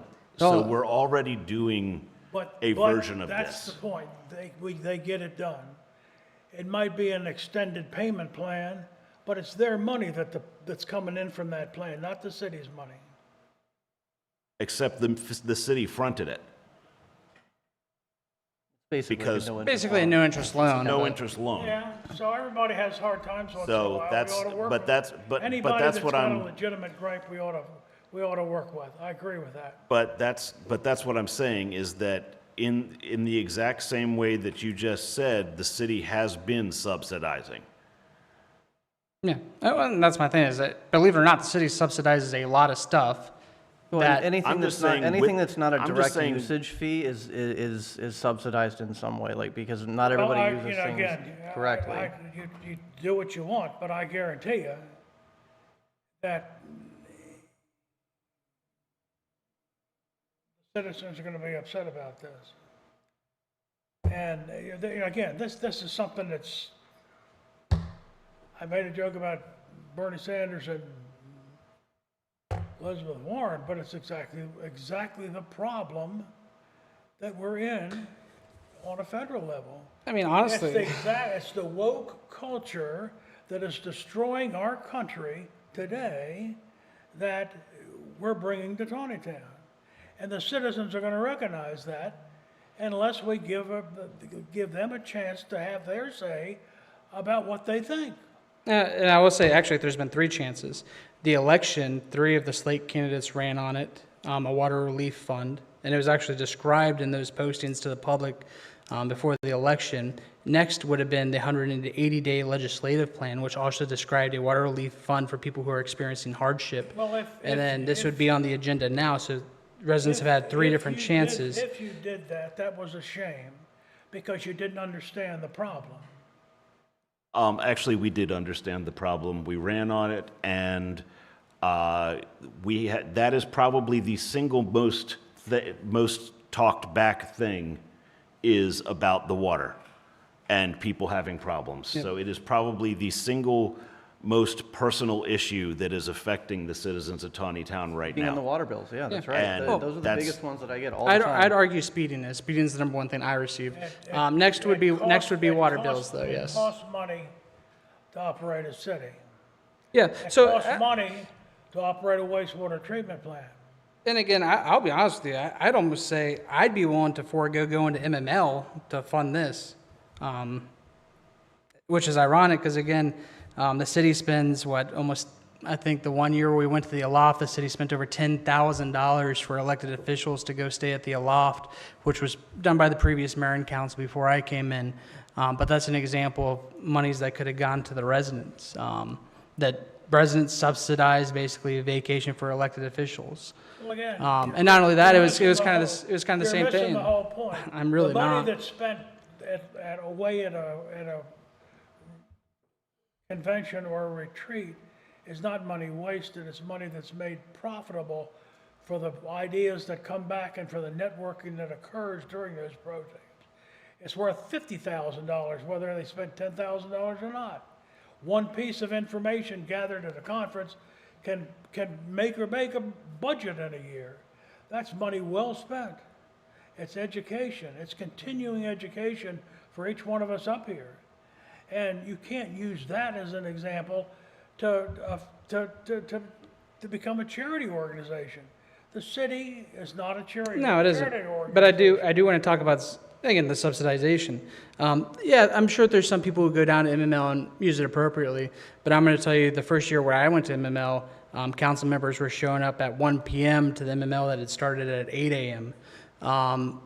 Again, I don't know what they did. I think their explanation was, I've already attended all those classes at the beginning of the day, and then they left on that third day, so they attended maybe a total of maybe 4 to 5 hours of the total 3 days of MML. So, and again, I'm about to complete my academy graduation in MML. I attend the classes, I go to it, I get it done, but I can guarantee you now that there's no way that elected officials who have attended the same conference for a decade need to keep going to the same classes over and over again because the information doesn't update that frequently. And while I appreciate MML and I appreciate what they do, that is 100% a subsidization for elected officials to essentially go have a good time. And I will tell you, in conversations with those elected officials, when I changed the hotel from the Aloft to the Princess Bayside, I was actually told, this is our one time to treat ourselves since we don't get paid much. So I will tell you, yes, the residents have subsidized for numerous years elected officials to go to conferences that they don't need to go to. And the fact, again, I'd be willing for nobody to go to it. Hell, I'd authorize that, for nobody to go to it to pay a water relief fund for residents in a heartbeat. Because there is no amount of information in MML that overrides a $20,000 a year liability to help, again, some of our most vulnerable people. And I don't get it, because the city subsidizes so much stuff. You just don't realize it because it's just not out there facing you. For instance, when we I'd consider this a subsidization when, for me at least, again, when we I'm not a big fan of speed bumps. We still do them because of speed, safety, and traffic calming, and it's part of the initiatives we're doing now. But if you put a speed bump out on Keenan, for instance, that's tax dollars that have been paid in to address a safety concern in a neighborhood that I really don't drive all that often. But you are subsidizing general public safety. You pay for a lot of stuff you do not directly use. And again, this isn't even, we're not just putting money into that fund. This is a direct contribution to basically charitable donations to it. Heck, I'll put the first $1,000 into it. I just don't, we spend so much money on so many other things, and I think back to my years of fighting with the council, and I think we're starting to get off track here. Very much so. I apologize for opening this can of worms. I have since been able to read this, and I'm fine with it. If we can... Well, technically, we're still on the org chart, believe it or not. I know. But That's while fine. a lot of that was happening, I was scanning the I think you have a motion on the floor that was waiting for a second. Oh, yeah, the table. Is there a second on the table? Of the org chart. Of the two resolutions, I think the table is for both resolutions. Is there a second? Hearing no second, the motion fails. Going into adoption, Resolution 2025-16, City Organizational Chart. Looking for a motion in regards to it. motion to adopt. Looking for a second. Second. Any additional comments, questions, concerns by council? All those in favor signify by saying aye. Aye. Aye. All those opposed, nay. Carries. Up next, Resolution 2025-17, Water Relief Fund. Looking for a motion in regards to it. To adopt. Looking for a second. Second. Any additional comments, questions, concerns by council? Meeting, this ordinance needs to be shared with the public before it's approved. It's a resolution, It's not an- not Making a an big ordinance. mistake here. It's not an ordinance. It's a resolution. Yeah, it's a resolution allocating $20,000. More is spent without council approval on contracts and whatnot. There is no checks and balances in this resolution whatsoever. It could be opened up to, maybe only your cousin's gonna get benefit of this fund. Well, I think that's the Maybe your next issue. door neighbor will get benefit from this fund. I think There's no that's restriction whatsoever. That's the issue with the That is the whole current. point of having a Yeah. nonprofit that's not Whoever feels like associated applying for it, with the, whether That has they- no whether they association to the deserve it or cities. not, has to be considered. Again, that's Are the, we gonna be, are we gonna be given the structure for how this will work when it's closer to going into effect? Of all the bad Yeah, I have a- legislation we've passed in the last 2 years and a half, this has got to be the worst. Sorry for that. We've passed a bunch of bad legislation. Are we gonna get briefed or yeah, some there's kind a, of there's an executive memo materials? that goes over the administrative implementation of this. Yeah. It's pretty much exactly as laid out there. The guidance is to reach out to a third-party nonprofit for the actual, I would really like to get a legal opinion on this, if we can even do this. Can we get some kind of legal person to weigh in on this before we put it in law? the council could ask for it. But currently, there is a motion with a second on the actual adoption of it. Again, on the discussion front, I mean, I don't know what you'd say, that the city can't allocate $20,000. I mean, there's no legal opinion needed on that. We do that consistently all the time. The only thing here is basically a resolution outlining how this is meant to be used. I mean, that's really all it is. It's also a maximum. It's designed as we had said before, a matching, so that when the private funds come in, that's when we match Yep. to help the fund out. So for all we know, 4,000 comes in, 8,000, or 4,000 comes in, $4,000 match from the city, a max of 8 for the year. Or if zero comes in, zero goes out. Correct. In which case you won. Yeah, that's correct. That's the entire point, is it isn't just throwing money at it. It is a contribution match. And again, we have This is very, absolutely asinine. That's the only way I can describe it. we have Asinine. we have very similar programs that are matches, and I believe they're good things. It is good for that match. I just don't. And again, I know back when we did same thing, the water reduction. You were against that as well. We are being asked for relief on water from the residents. That is the ask. We know that is Costs money the to operate a ask. water That was the plant. answer to my question, yes. You're gonna use our services, you gotta pay for them. Fine. Have to live in the city. You can move outside and drill a well, put in a septic system. I can certainly, if consensus is to, keep you informed of the progress on this and how it's going to be administered, certainly we can keep you in the loop on that. I would Yeah, appreciate I it. mean, you guys will get Yeah. the Plus the administrative burden that it's gonna cause. You guys will get the executive memo essentially right after this meeting. It has, and the header for it, it is to the city manager and the council. It is basically you guys seeing how the implementation has been instructed to the city manager, which is basically the same as the resolution. There's really, it's very simple. Again, we're not even technically really administering it. The idea is to set up basically the ability to proxy administer it through a nonprofit who, to Councilmember McCarron's point, I mean, they're not going to be a nonprofit in the city per se. They're not going to be, well, I know your brother, yeah, you're approved. How we currently do it at the city, you come in, our people work with you. Some people get it, some people don't. I'd much rather that be in the hands of a third party.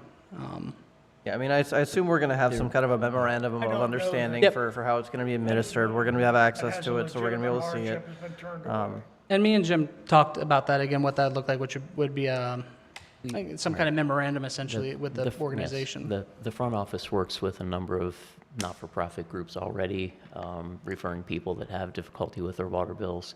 So my intent, assuming this is approved, it will be to reach out to, one of those groups, who is already vetting, Currently working with us.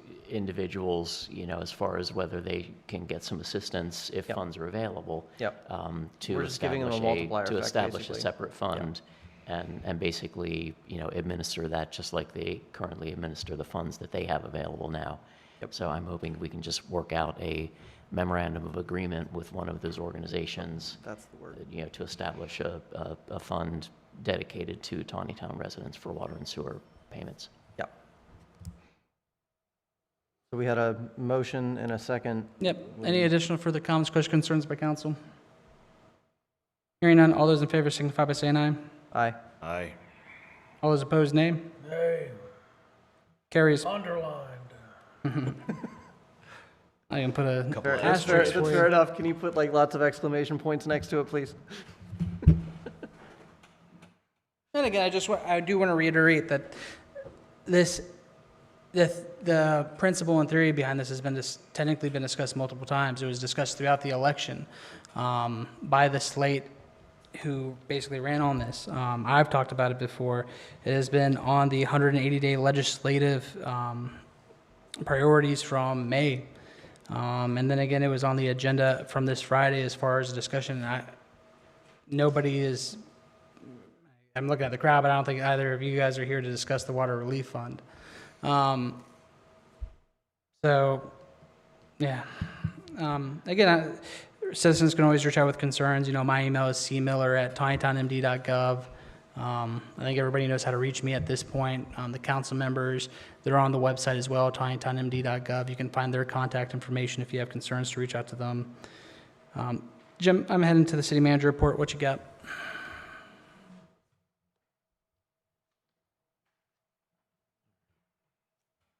Try to be really quick this evening. So just a couple updates on the ongoing projects.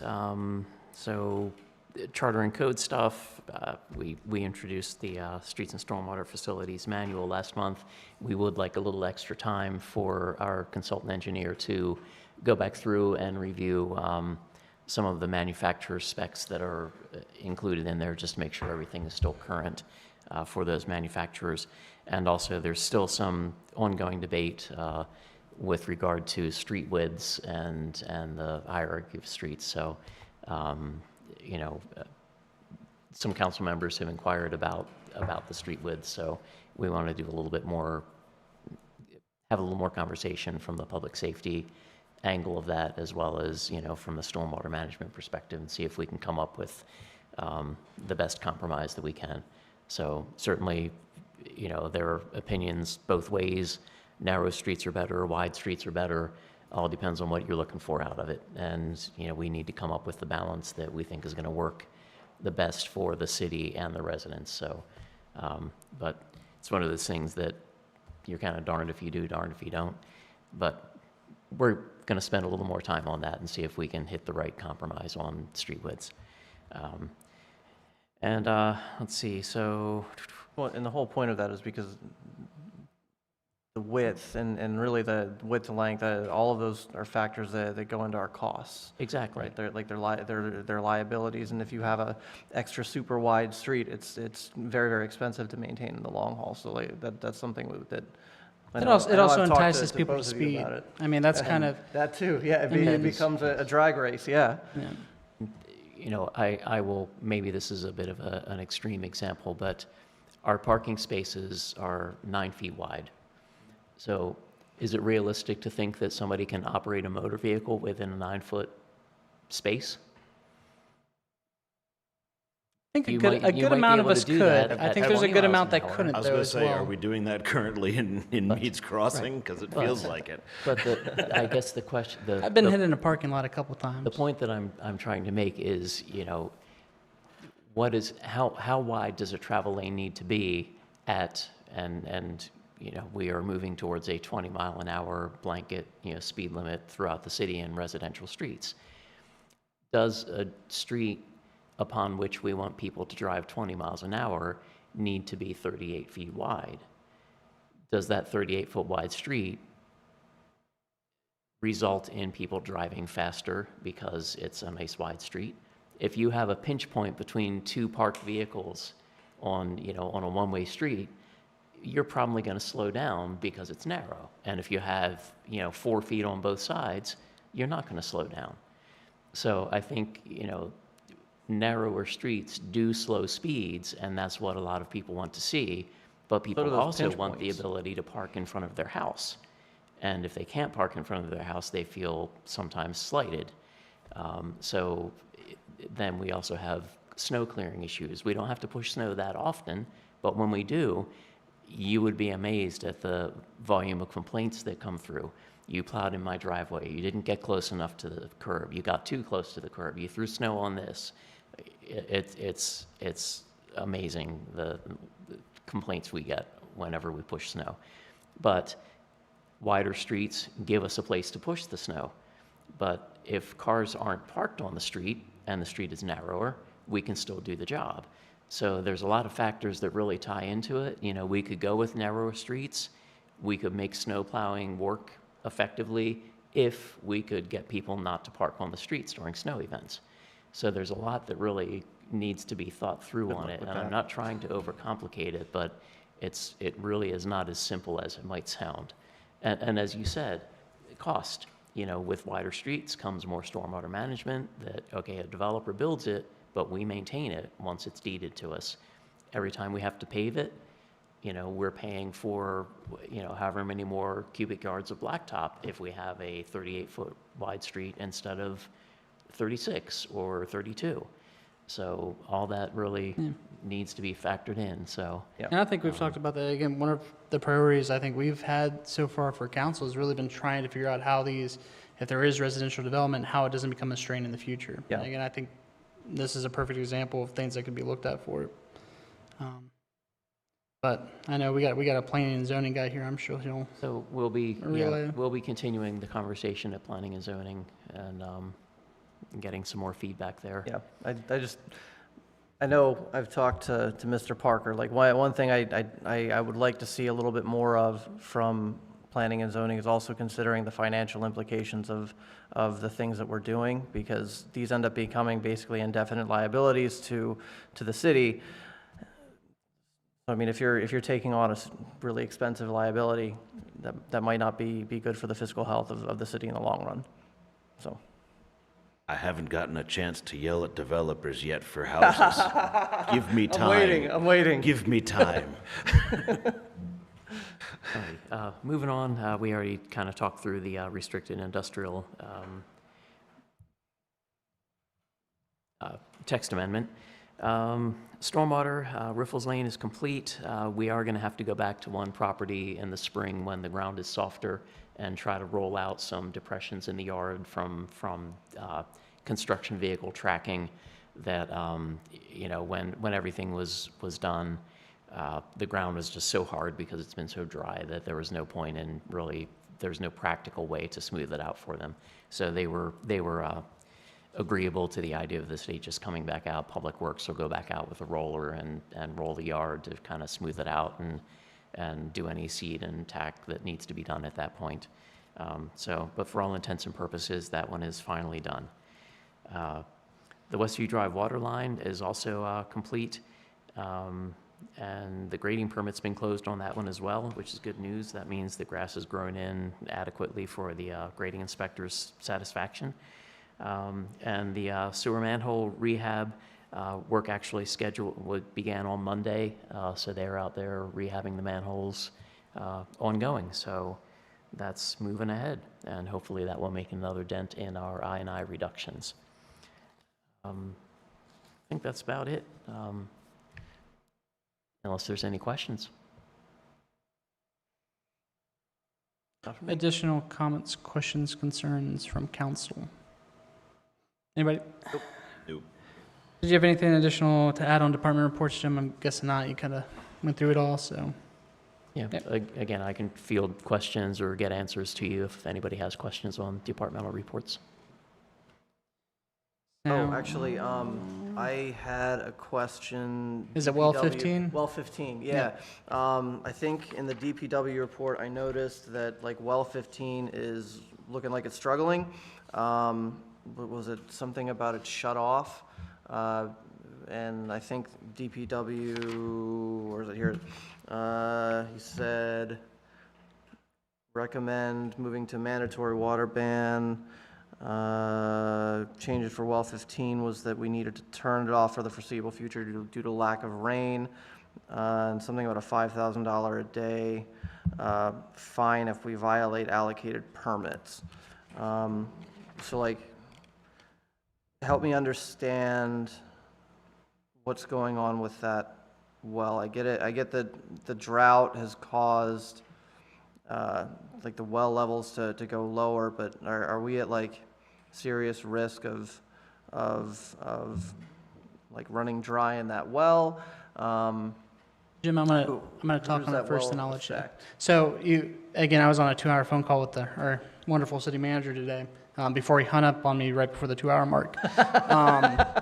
But, so, we are definitely seeing a usage increase. We're seeing more water than we're expected being used currently. And I know the city manager was running some reports today and this week to try to figure out, again, what those usages are looking like. I've asked him to look at an additional report, which is essentially whether we're seeing that spike on commercial usage or residential usage.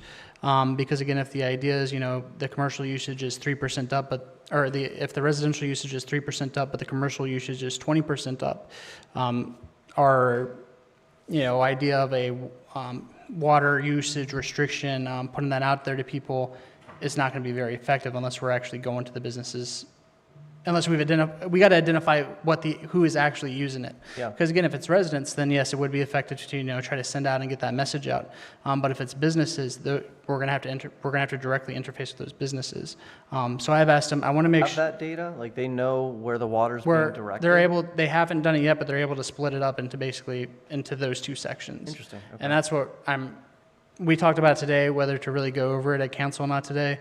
But my thing is I want council to be informed of whether it is a commercial usage or a residential usage, because I really want to make sure if we send out a message, it should be the right message. And again, I want to make sure we're targeting either residential or commercial as far as who needs to kind of bring it back a little. Because again, one of the problems we found was that there was a leak at the Vapco evaporator. And that was using a lot of water essentially. And I think we talked about this at the last meeting. They're still looking for something that is off. Some of the suggestions have been, is it people watering lawns? That could be it. Is there some kind of more industrial use that we're not aware of going on? And again, that's why I've asked them to break it down further. Because we can issue that at any time. That's basically an executive memorandum. Council doesn't issue that. It comes from the mayor's office. If you look outside on the sticky board out there, you'll see Mayor Brad Wance. He has a sticky on there saying, please calm your water usage, essentially.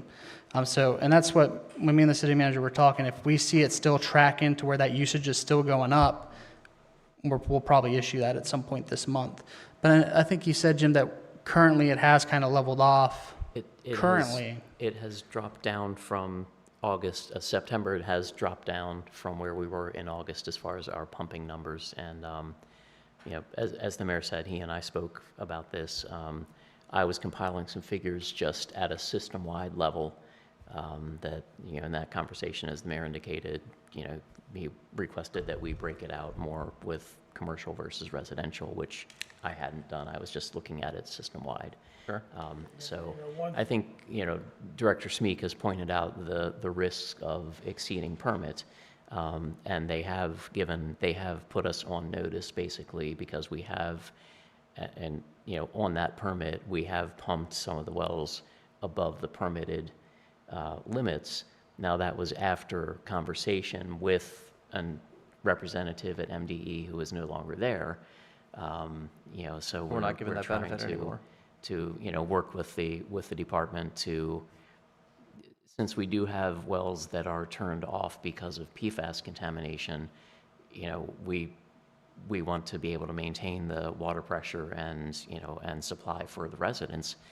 So we're hoping to be able to get their blessing to pump some of our wells harder, even if it may exceed permit temporarily due to the PFAS contamination in the other wells that we're not using. Probably a dumb question. Do the individual wells only service particular areas, or do they all go into like one pot and that's distributed to everybody?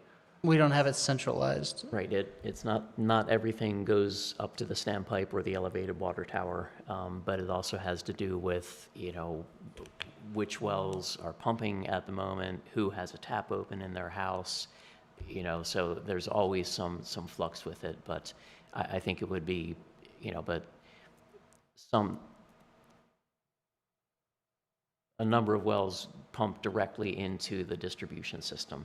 So, but, exactly how that water flows at any given moment is going to be depending on, which well is pumping and how much pressure that's putting, who has a tap open, what houses are using water or what businesses are filling something. But, it does go directly from wells and the individual well house and treatment facility into the system. So there's not like a centralized, not everything goes to the tank or the standpipe and then comes back out. So, I think it would be a reasonable assumption that, for the wells that, I'll use Carol Vista as an example, there are 2 production wells in the Carol Vista community. I think it would be reasonable to expect that a lot of the water that Carol Vista residents are using is coming from those 2 wells because they're sort of isolated from the rest of the system. Yeah, they're their own hamlet. To a degree. So if they're using water while those pumps are running, they're probably getting water directly from those wells. If they're using water, and those wells aren't pumping, it could be flowing out of the elevated water tower back to Carol Vista. So all kind of depends on what's running and who's using, at a given moment. Okay, that makes sense to me. Thank you. Sorry if it was a little wordy. I talked to Randy yesterday at length about this and pointed out that in Carol Vista, there's a lot of automatic watering going on. And he kind of blamed that as being a big part of what we're neglecting to monitor. And I think if we focus on things like that, I don't know how many other irrigation systems there are in town or not, but if we talk to the people who are automatically irrigating their lawns, ask them to restrict it a little bit, that would probably get the biggest results of anything that we could do. Water bans historically, I have found have been less than successful, but the fact that we covered a little bit in September, of course, we had almost 4 inches of rain in September, which would help us a lot. We had 4 inches of rain in October, but didn't get much this last couple days. But I think that if we're doing the right thing is what I'm saying. We need to pinpoint where the water is going and who's causing it. There was a catastrophic leak at Avapco. And that's got to account for some of it. And there's the automatic watering systems in Carol Vista, and I don't know whether Antrim has automatic watering systems or any other place around town. There probably are residences that have automatic watering systems too, but we could kind of identify those and maybe target those people specifically to say, hey, look, we're really struggling with the water right now. How about not watering your lawn and something like that? I don't know. Yeah, it was fairly evident when I drove around with DPW a few weeks ago, before we got any real rain and everything was still brown. You would go brown, brown, brown, green, brown, brown, green, brown, brown. It's like you could tell who's watering their lawns. A little harder now because everything came back, but And we again, think we have had a higher than usual number of leaks identified in the last couple months, and some of that is after the meter, some of that's before the meter. So the before the meter is racked up to water loss. Say it's between and we've had instances where it's a service line for an individual dwelling that's leaking, or an 1.5-inch water line that ruptures can lose a lot of water in a day. And we've had situations like that, as well as the issue at Evapco. But what we're seeing is, and we've done additional leak detection readings around the city to try to identify things more quickly. But what we're seeing now is that the pumps are still running longer than usual, and we're like fighting to keep up during the day, but then after a point in the evening, when I guess people are, going to bed and not using water and not watering their lawns, the wells can stop pumping, the pressure comes back up, we stop pumping, and if we had a major leak, that, we would have to continue to pump to maintain pressure. So we think we have caught up with the leaks at this point, but it really does seem to be a usage issue, that there's just a, for whatever reason, higher than typical usage. And again, that's why I've been stressed to city managers today that we need to narrow it down a bit. Because if the idea is to just issue a blanket, hey, stop using it, it's not going to do anything for us. I'm going to tell you now, most people aren't even going to acknowledge it. But if we identify where it's coming from, the areas that it's coming from, residential versus commercial, et cetera, we can actually, again, target where we're seeing those usage increases, try to figure out why we're seeing those usage increases, and actually try to make contact with those areas. At this point, I think we currently have a water advisory. It's been up since however long, but most people don't even know it exists because, again, it's just a blanket, hey, please conserve. Targeted to where you're actually looking at what is causing it is a lot better. Data drives informed decisions. I get it. Yeah. And again, that's the thing is we don't want to have this be ineffective and it also be ineffective if we have to do it in the future. Yep. So, again, Councilmember McCarron, that's kind of the same thing we're looking at is trying to narrow it down. Because like Councilmember McCarron said, those blanket notices, they don't do much of anything. So the idea is if we see it on a track that isn't looking good, that we're not going to meet permit, we're just going to go ahead and issue it. But if it's the city manager said we are seeing a little bit of stabilization. So if we get to November, I'd like him to present that data to council. So again, we can kind of make it more informed of how do we need to contact people, who should we be contacting, et cetera. So yeah. Okay, cool. Thank you. Yep. Additional comments, questions, concerns by council? Hearing none, I am proceeding forward to old business. Approval of revisions to general specifications for street and stormwater management facilities construction. City manager already touched on that. Again, it's currently delayed while they're reviewing it some more. Up next, under new business, monthly financial report. Anybody have questions, comments, concerns on that? Hearing none, I'm looking for a motion in regards to it. Approve. Looking for a second. Second. All those in favor signify by saying aye. Aye. Aye. All those opposed, nay. Carries. Up next, we have accounts payables. Any questions, comments, concerns in regards to that? Hearing none, I'm looking for a motion in regards to it. Motion to approve accounts payable. Looking for a second. Second. Any additional comments, questions, concerns by council? Hearing none, all those in favor signify by saying aye. Aye. Aye. All those opposed, nay. Carries. Up next, we have the 180-day resolution update. Most of the items on the list are currently awaiting something else to happen. Some of them we're waiting for staffing to free up, for instance. I will tell you, I'm actually thinking, the one thing I forgot to do is actually, I had notes and I forgot where I put them in the hectic sea of this week. But, just going down the list, for instance, the newspaper part, again, we're kind of looking to see what happens with the Emmitsburg Journal on that. We were in contact back previously during the summer. Currently, they're having issues as far as actually getting the monetary support from local business advertising to actually kick that off in Taneytown. We did the attorney stuff back in May. Jim, are you able to pull it up real quick?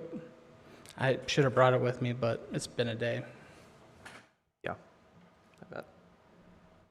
I had a paper with it, but I didn't even bring my keys when I got here, so.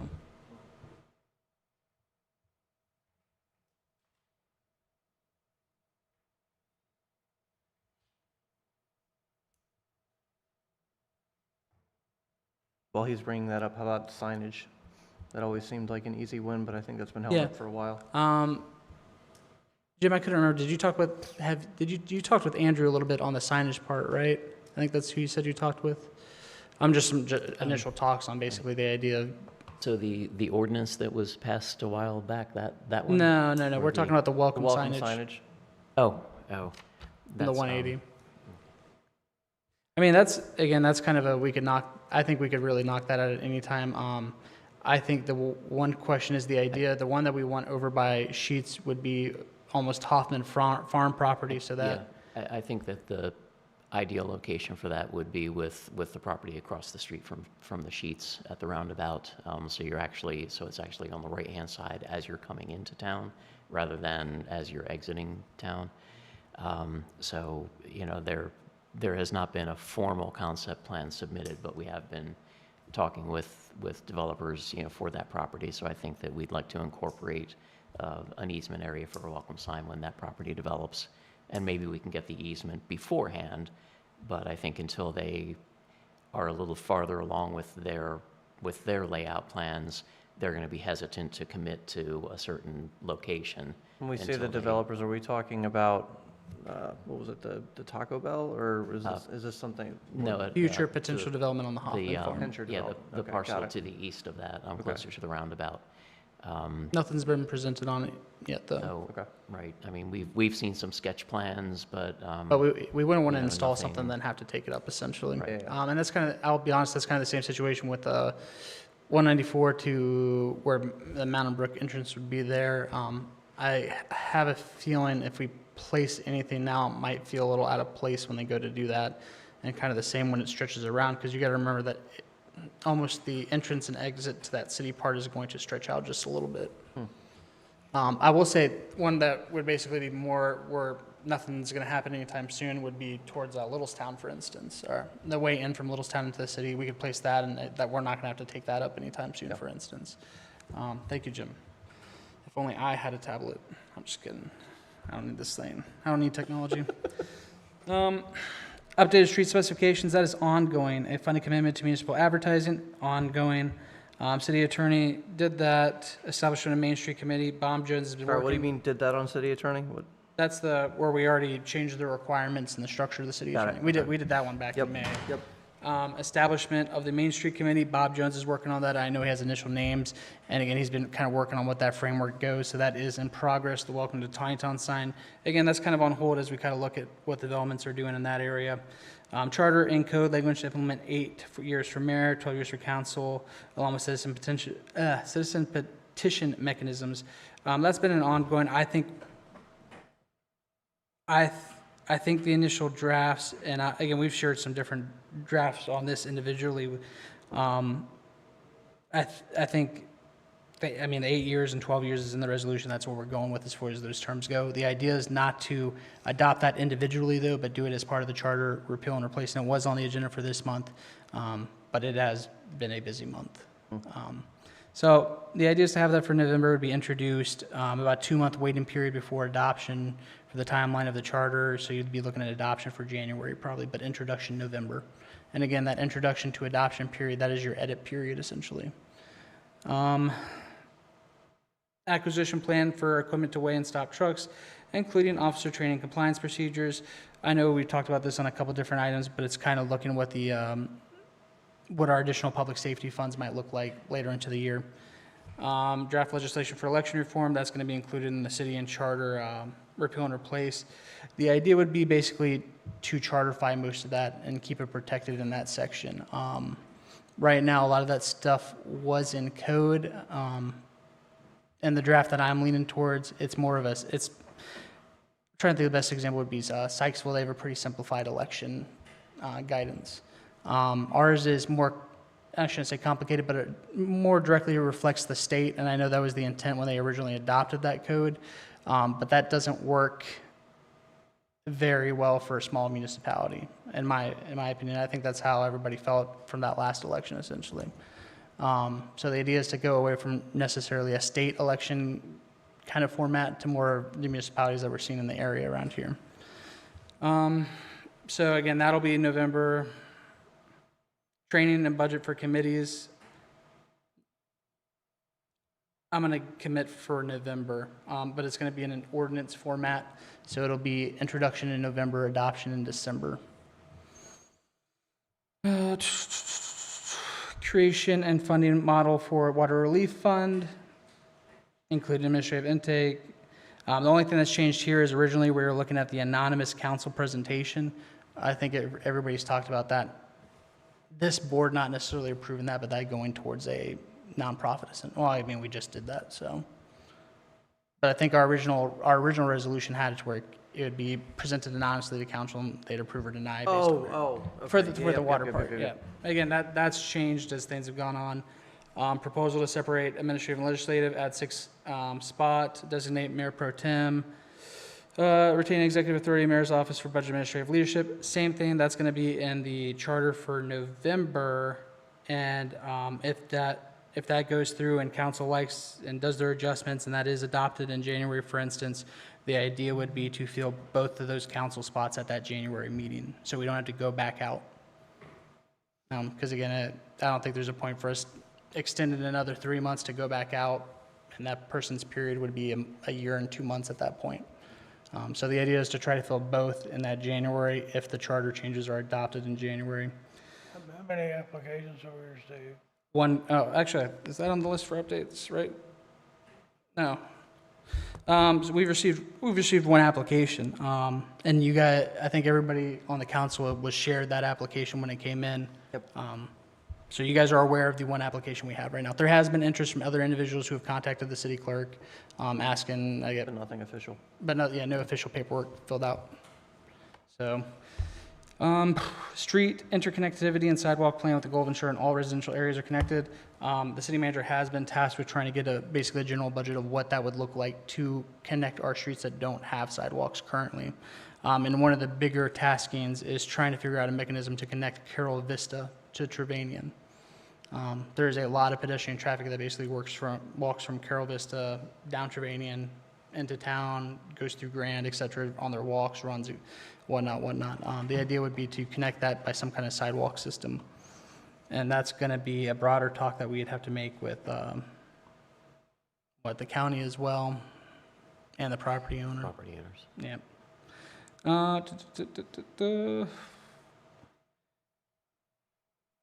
Ordinance establishing public safety committee and expanding charter code review body into a city advisory board. That's going to be in the charter part. The idea that I've been kind of working towards is how you guys are liaisons currently. That's going to be expanded into the charter part where it's actually going to be chartified that you're liaisons, but each person, a liaison for the department, is also going to be the representative for a committee related to that department. The Department of Public Works, Department of Public Safety. Department of Public Safety, for instance, tasked with ideas like what streets need speed bumps, what streets need more crosswalks. We had an earlier version of that in the city, which was, that one was more of like a citizens watch group, I guess, the citizens action group that Daryl did back in the day. So we've had kind of a form of that. But again, that'll be in that initial charter, and whatever council wants to change it to over that 2-month review period, that's their discretion. Formal plan, resolution to transition emergency dispatch. We are waiting for a date to go before the Board of Commissioners on that. They've received a letter, indicating that we'd like to be there, as well as the chief and the sheriff, as far as to make that case of why we should come over to the dispatch system. Previously, it had been that they wanted us to pay for additional dispatch officers because of our load. Again, we don't believe that is the case. We don't believe we have enough load for having to pay for 2 officers for them to hire for dispatch, and neither does the sheriff. And so far, commissioner support is looking good, but I know we're waiting to get on the agenda for them. Proposal to establish criminal investigator career track within the Taneytown Police Department. Again, on hold, waiting to see what our additional public safety budget might be. Preliminary recreation community center plan with grant research. I know I have talked to people individually on some items we're currently working on in that regard. So I know some people are aware of what we're trying to work on, but that is currently on the back burner as we're working towards looking at what options we have for DPW building and stuff like that. Salary, same thing, waiting to see what public safety budget. Framework in partnership with nonprofits for elderly resident assistance, including criteria and administrative process for delivering basic home care, snow removal, lawn maintenance for elderly and disabled individuals. The idea behind that would be a similar resolution to the water relief. So imagine water relief, but segregated for this specific purpose. The idea would be to basically look for a third party who could do the actual, okay, this person, is eligible for the criteria to receive help. I really don't want to put that burden on staff to decide who should and who shouldn't receive help. I believe there's better organizations that are suited for that. So again, currently waiting on a couple different things, but I think November, you're going to see the bigger part of the charter. And again, you have a 2-month period before that can even be adopted. So feedback after that, 2 months. If it does get adopted in January, 2 council nominations in January. So additional questions, comments, concerns? And again, I know some people have sent me, again, their suggestions to throw in there. They've been thrown in there. Don't hesitate. If you have ideas for an initial presentation, and then from there, council can basically workshop of, again, what they want to edit and whatnot. So yeah, I think that's everything on that. And then we'll look to basically do a dedicated workshop in either February or March to establish what the next criteria of stuff that, the legislative plan of what people are looking to do, because that does give staff direction on what items they should be working on, other than us just kind of ballparking and waiting to get to council and the spur of the idea, hey, maybe we should do this. That kind of just gives us some guideline over the months. And I know I've talked to the city manager now that we do have Andrew and we have Mackenzie, Bob's on. The idea is to start expediting some of this stuff. And part of it was staff. I mean, Jim was pretty much handling 3 jobs for a hot minute. So now that he is able to take some of that off his plate, I think we're able to spread some of the taskings around. That's all I got on 180, though. Additional comments, questions, concerns by council?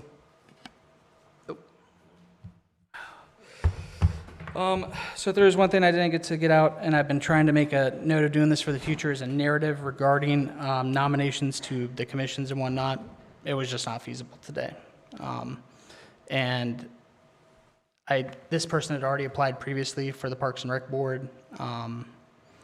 When he originally applied, I think there was a little bit of a miscommunication between me and Lorena. She thought I had put him onto ethics, but he indicated he did not want to go to ethics due to some of the how controversial it can be. He doesn't want to do that kind of confrontation that ethics might have to do.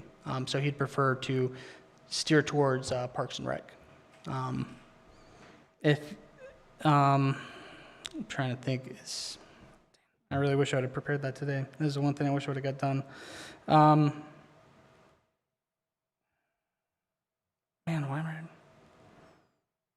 Again, it's basically filling the one slot that Mackenzie freed up when she became the executive administrative assistant. So it's just refilling that board. Additional comments, questions, concerns? It's a standard commission appointment. Hearing none, I am looking for a motion in regards to that. What kind of motion exactly? Motion to approve, motion to nominate, and Motion to appoint. motion to appoint? Yeah. So moved. Looking for a second. Second. Any additional comments, questions, concerns by council? All those in favor signify by saying aye. Aye. Aye. Carried. Council member reports, starting with Councilmember Nick. Nick. All right, so we've got the Memorial Park expansion. Arrow submitted some revised plans to State Highway that included the sidewalk to St. Joe's down to the park property, as well as revised plans to County Forest Conservation. We are awaiting review comments from these agencies. Program open space grant funding has been approved and encumbered by the state. This will add about $43,000 to the grant funding we'll be using for the project. We also had the annual Harvest Festival that was held on September 27th, and that was well attended and enjoyed by the community. Thank you to everybody who came out, and many thanks to Public Works for handling the hay rides, and to our event volunteers for their assistance. Gifts and Gratitude Walk is, what's today? Today's the 8th. It's this Saturday. At Bollinger Park at 10 a.m. This free event starts with a 15-minute guided meditation and includes a free set of mala beads to mark moments of gratitude on the walk. In case, then we have the Birds and Bourbon at Bollinger Park on Saturday, the 18th, from 3 to 5:30. Tickets are on sale on Ticket Leap for $25. This is limited to 20 participants. Bollinger Park will be closed during the event to ensure attendee parking availability and as quiet an environment as possible for the bird watching walk. We also have Tales of Taneytown at Memorial Park on Saturday, the 25th, from 3 to 5 p.m. This will be running at the same time as Thunderhead Bowl's Trunk or Treat. At the Tales of Taneytown, there will be a pet parade and pet owner costume contest, a petting zoo, glitter tattoos, a DJ, trunks loaded with treats, and free hot dogs. So there will be something for everybody. And all of the pets are welcome. Let's see, we have the Halloween decorating contest and photography contest that are still open. Pictures for the photo contest can be emailed to Lorena. There's no limit to the number of entries, but the deadline is on November 1st.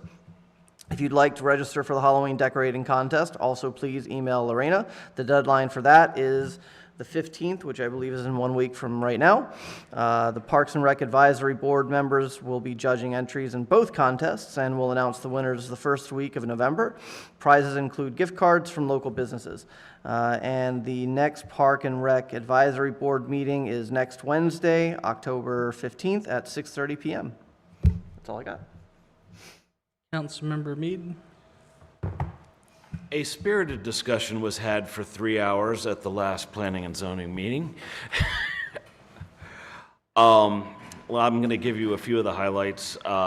McDonald's presented a concept site plan where they are going to drop the current building, build a smaller building, a slightly smaller building, and do some weird things with parking, and they seem to be relying upon the shopping center for overflow parking, which currently exists as the employee parking for the most part, but there's no formal arrangement, so we allowed us how that they needed to actually have a formal arrangement with the shopping center in order to have in order to make sure that because they were looking for a zoning variance for parking spaces.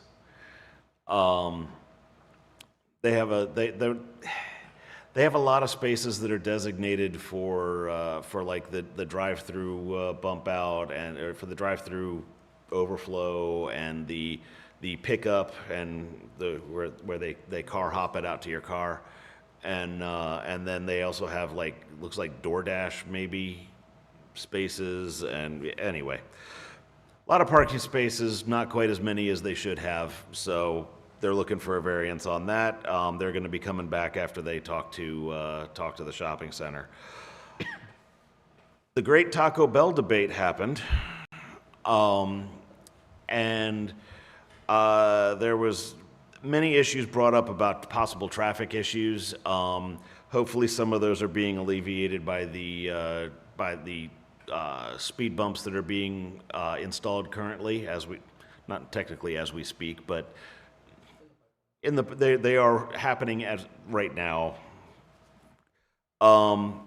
The concept is for that the plot of land across from McDonald's that used to be a service center is going to be divided. It currently is divided front and back. They're going to rotate it 90 degrees, so it's divided left and right. And Taco Bell is going to be on the left side with a road that goes out onto Amicus, which caused all of the consternation. And then the other side is restaurant to be determined. They are working on getting someone for that. Evapco had their off-site parking lot, and they are expanding that, and we said, have a good time.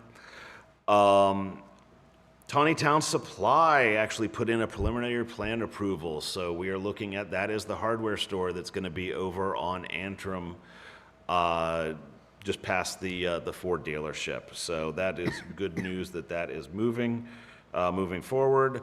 For the active projects, the only one I was going to talk about was Memorial Park and the fact that it got put in, but you said that, so I'm good.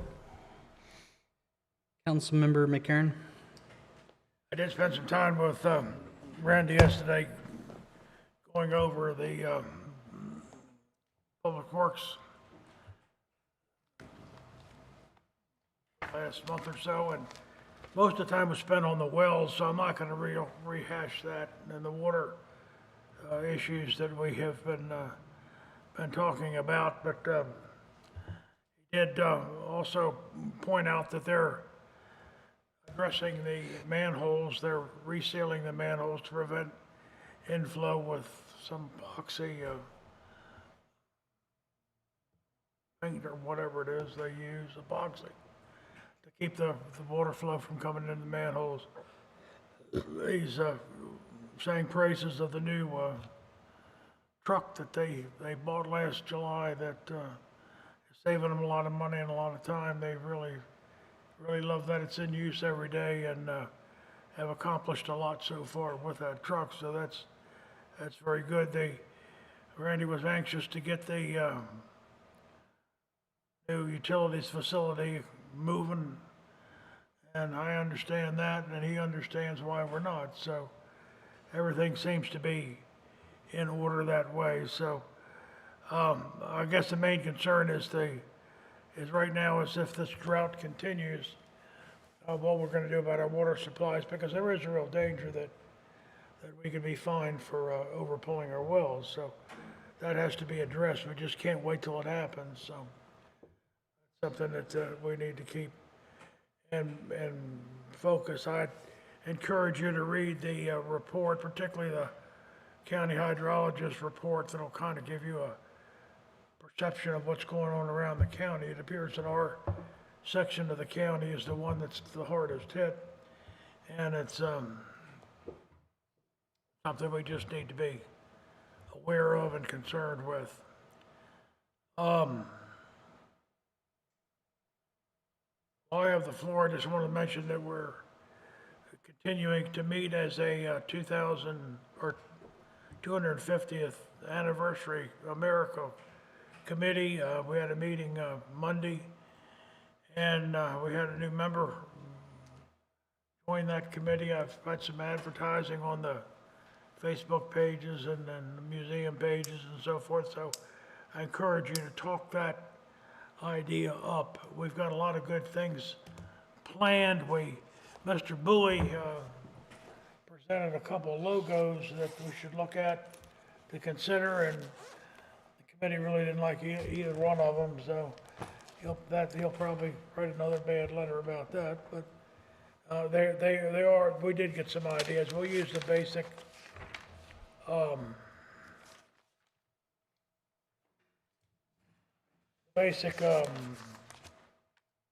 information from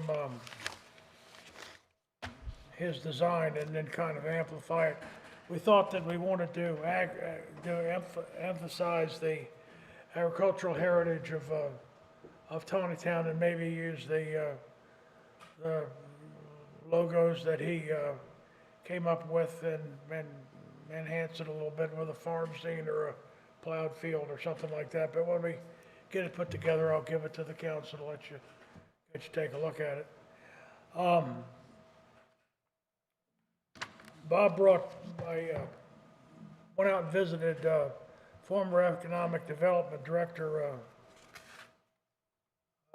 Nancy McCormick, and she came up with a 250th anniversary of Taneytown flyer that she had stashed. And quite frankly, there's a lot of good ideas in here that can expand the rest of, we could add to the rest of things. So we're talking about a lot of stuff that's going on. So things are progressing, and I'm glad to see we're getting a little bit of interest among the citizens anyway. But we'll keep you posted on that. Kind of focused our 250th anniversary in Taneytown back in 2020 or 2005. Four. Okay. Yeah, 54. Okay. So that was a long time ago. And, month of August, or there was 1 week in August where everything happened, so that was a big deal. We got a lot done during those days. But anyway, we'll keep you up to speed on what's going on with that. We talked about Memorial Day parade. We talked about the event on the city parking lot, and inviting reenactors. And Bob's got a lot of good ideas. I'm very excited that he's on our team. I think he's going to be a big benefit to the city. And, you know, let's say what you want about Frederick. Frederick's kind of the poster child of successful cities. So any of that stuff we can steal from Frederick, I'm not opposed to at all. So I think and the fact that he's been involved in some of it is even a bigger help. So, and not only that, he has connections with businesses in Frederick that invite over this way. So everything's lining up really, really well. I think I look at the staff, the quality of staff, not that our quality of staff was poor in the past, but the quality of staff that we have now is certainly up to the challenge, I think. So I'm looking forward to good things in the years to come. So that's something I'm proud of. I was like, who's humming into the mic? Like somebody revving out there? Sorry. Thank you, Councilmember. So I will fill in for Mayor Pro Tem Miller since she is incapacitated. I'm going to go over the Taneytown Police Department in-service training continuing education units annual. I'm going to be pretty quick here because I'm exhausted. Annual taser training at the Taneytown Police Department, instructed by our certified taser instructor. Specialized training. A Master Patrol Officer Sakadelis attended the TAC Ops East Tactical Training Conference in Arlington, Virginia. This event was held from September 3rd, 2025 to September 5th, 2025. While at the conference, Master Patrol Officer Sakadelis attended the following training courses listed below: Firearms Instructor Development Workshop, Ballistic Shield Operator Surveillance and Tactical Operations, Building Clearing Tactics and Strategies, and Tactical Threat Recognition. On September 17th, 2025, SPO Myers attended Law Enforcement Response to Suicidal Subjects. The 8-hour course was hosted by the National Tactical Officers Association and focuses on the legalities and challenges that law enforcement face when responding to suicidal subjects. On September 24th, 2025, Sergeant Schultz and Master Patrol Officer Sakadelis attended Elements of an Active Shooter hosted by Inlets in Annapolis, Maryland. Multiple instructors/speakers were involved in the course, including members of the FBI and the Frederick City Police Chief. This course covered topics of active shooter incidents from start to finish, including officers' initial response to treatment of victims and their families. On September 25th, 2025, Master Patrol Officer Sakadelis and SPO Myers attended Field Training Officer Refresher course in Sykesville, Maryland. This training is required to keep their FTO certification so they can train new officers hired by the Taneytown Police Department. On September 26, 2025, Master Patrol Officer Sakadelis attended Metaverse, Blockchain, and Web 3.0 Challenges for Law Enforcement. This was an online webinar hosted by the Northeast Counter-Drug Training Center geared toward the metaverse and how criminals use it to carry out their illicit activities.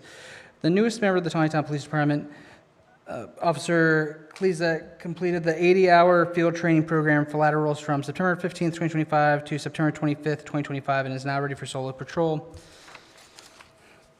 We had a total dispatcher-generated calls for service of 485, total citations issued 13, total adult arrests 8, total juvenile arrests 7, total warnings issued 126. Community outreach September 7th through September 10th. Chief Baker and Major Mitchell attended the Maryland Chief Association and Maryland Sheriff's Association Professional Development Training Seminar. The seminar was very informative and the networking opportunities were very valuable. September 9th, Taneytown Police Department personnel participated in the annual back-to-school event at Taneytown Elementary School. This event welcomes back students and their families to help get them connected to the community services and resources. On September 11th, Taneytown Police Department personnel attended the Taneytown Middle School 9/11 Memorial Demonstration, placing flags in silence while remembering and honoring how profound this event was in our country. If you haven't seen the pictures of it, it's pretty, they do a really good job with the memorial out there. On September 30th, Haley Ingalls was happy to partner with the Carroll County Health Department to support local families with a car seat safety check event on Tuesday. Certified child passenger safety technicians were on site to inspect car seats, help families with proper installation, and ensure caregivers left educated and empowered. I will also go ahead and do just a brief economic development part. Me and Economic Development Director Bob Jones were down at the Main Street Conference That was Tuesday and today. That was hosted in Easton, Maryland. So I know he got back in town at like 5 or 6 and then came over for this. Other than that, the information down there was good. I addressed with some of the instructor, or I shouldn't say instructors, but I guess people hosting the seminars, engaged in, how do we do that outreach as far as drawing people in from Gettysburg as a tourist attraction when Gettysburg is one of the biggest tourist attractions. They said they're going to be reaching out here soon with the city to try to figure out there's some grant opportunities to kind of bridge that gap as far as how to bring people from Gettysburg to Taneytown. Another interesting one that I participated in was one talking about elected officials and how to get their buy-in on basically Main Street initiatives, just as kind of an overview of what that seminar was. But, I did bring up the discussion of how do we get the value that we're looking for out of the program with the money that we're investing into it? And how is it not just, give money to businesses and hope we get the result when that's the ask? How do we get them to buy in on something that's a bit different from that? And again, whether one of those things we talked about was whether to push those people individually to organize as a group as opposed to the city being the leading horse on the whole thing. So it was a lot of, it kind of gave some of the situations we had in Taneytown. We discussed a little bit back and forth, and one of the biggest things, that was acknowledged is it is hard to bridge that gap between personalities, especially when you're dealing with a group such as business owners who do all have strong personalities. You need a strong personality to really lead a business. So I didn't find the solution to what I was looking for, but it was definitely a discussion. I got some good networking contacts there as well. I know Bob, he did a whole bunch of stuff down there. He got to do some of the cool tours and whatnot. And I know he found some contacts. He had lunch with Secretary Jack Day as well while he was down there, and met some of the META staff while he was the Maryland Economic Development Association staff while he was down there. Other than that, the other thing is, we got the check disbursement for the Legacy Community Legacy Program to the Bollingers who are currently working on 1 York Street. How that program normally works is you go ahead and do all the improvements and then you get reimbursed for up to half the cost. Just making sure I'm describing that correctly, City Manager. So they got a reimbursement of about $23,000, but that building is being renovated to become a restaurant. So that's something that we could potentially be seeing here in the future. They were excited to get that disbursement. It's a program we continuously run. We have other individuals who will receive disbursements from that program as well. Again, I know Bob's still been working on the Main Street stuff. He's been reaching out to individuals who would be good people for that board. And he has been making the rounds to different businesses and trying to get them involved. I think in his report, I think he noted he has 3 individuals that have committed to, serving on the interim board. And I know he has a bunch of names. I'm not sure if those are just the 3 he's got so far, or if he has reached out to everybody on that. I think those are the only 3 who have committed. Yeah, because I know I thought he had more than 6 names when I saw that list initially. So again, the idea is to ad hoc that board essentially for the startup, and once it's kind of developing and working correctly, then we'd bring it into some kind of legislative code. And that's not to say that maybe they ad hoc and they figure out as business owners they can just, again, go ahead and lead the way of what they're looking to see. I don't think anybody's directly opposed to that either. Yeah, I think that's all I got for economic development. Does anybody else have anything for the good of the order? Trunk or treats. A lot of trunk or treats going on in Taneytown. If you're interested in those, make sure you be on the lookout. Other than that, I'm looking for a motion of adjournment. Motion to adjourn. Looking for a second. Second. All those in favor signify by saying aye. Aye. Aye. All those opposed, nay. We are adjourned. I'm so sorry.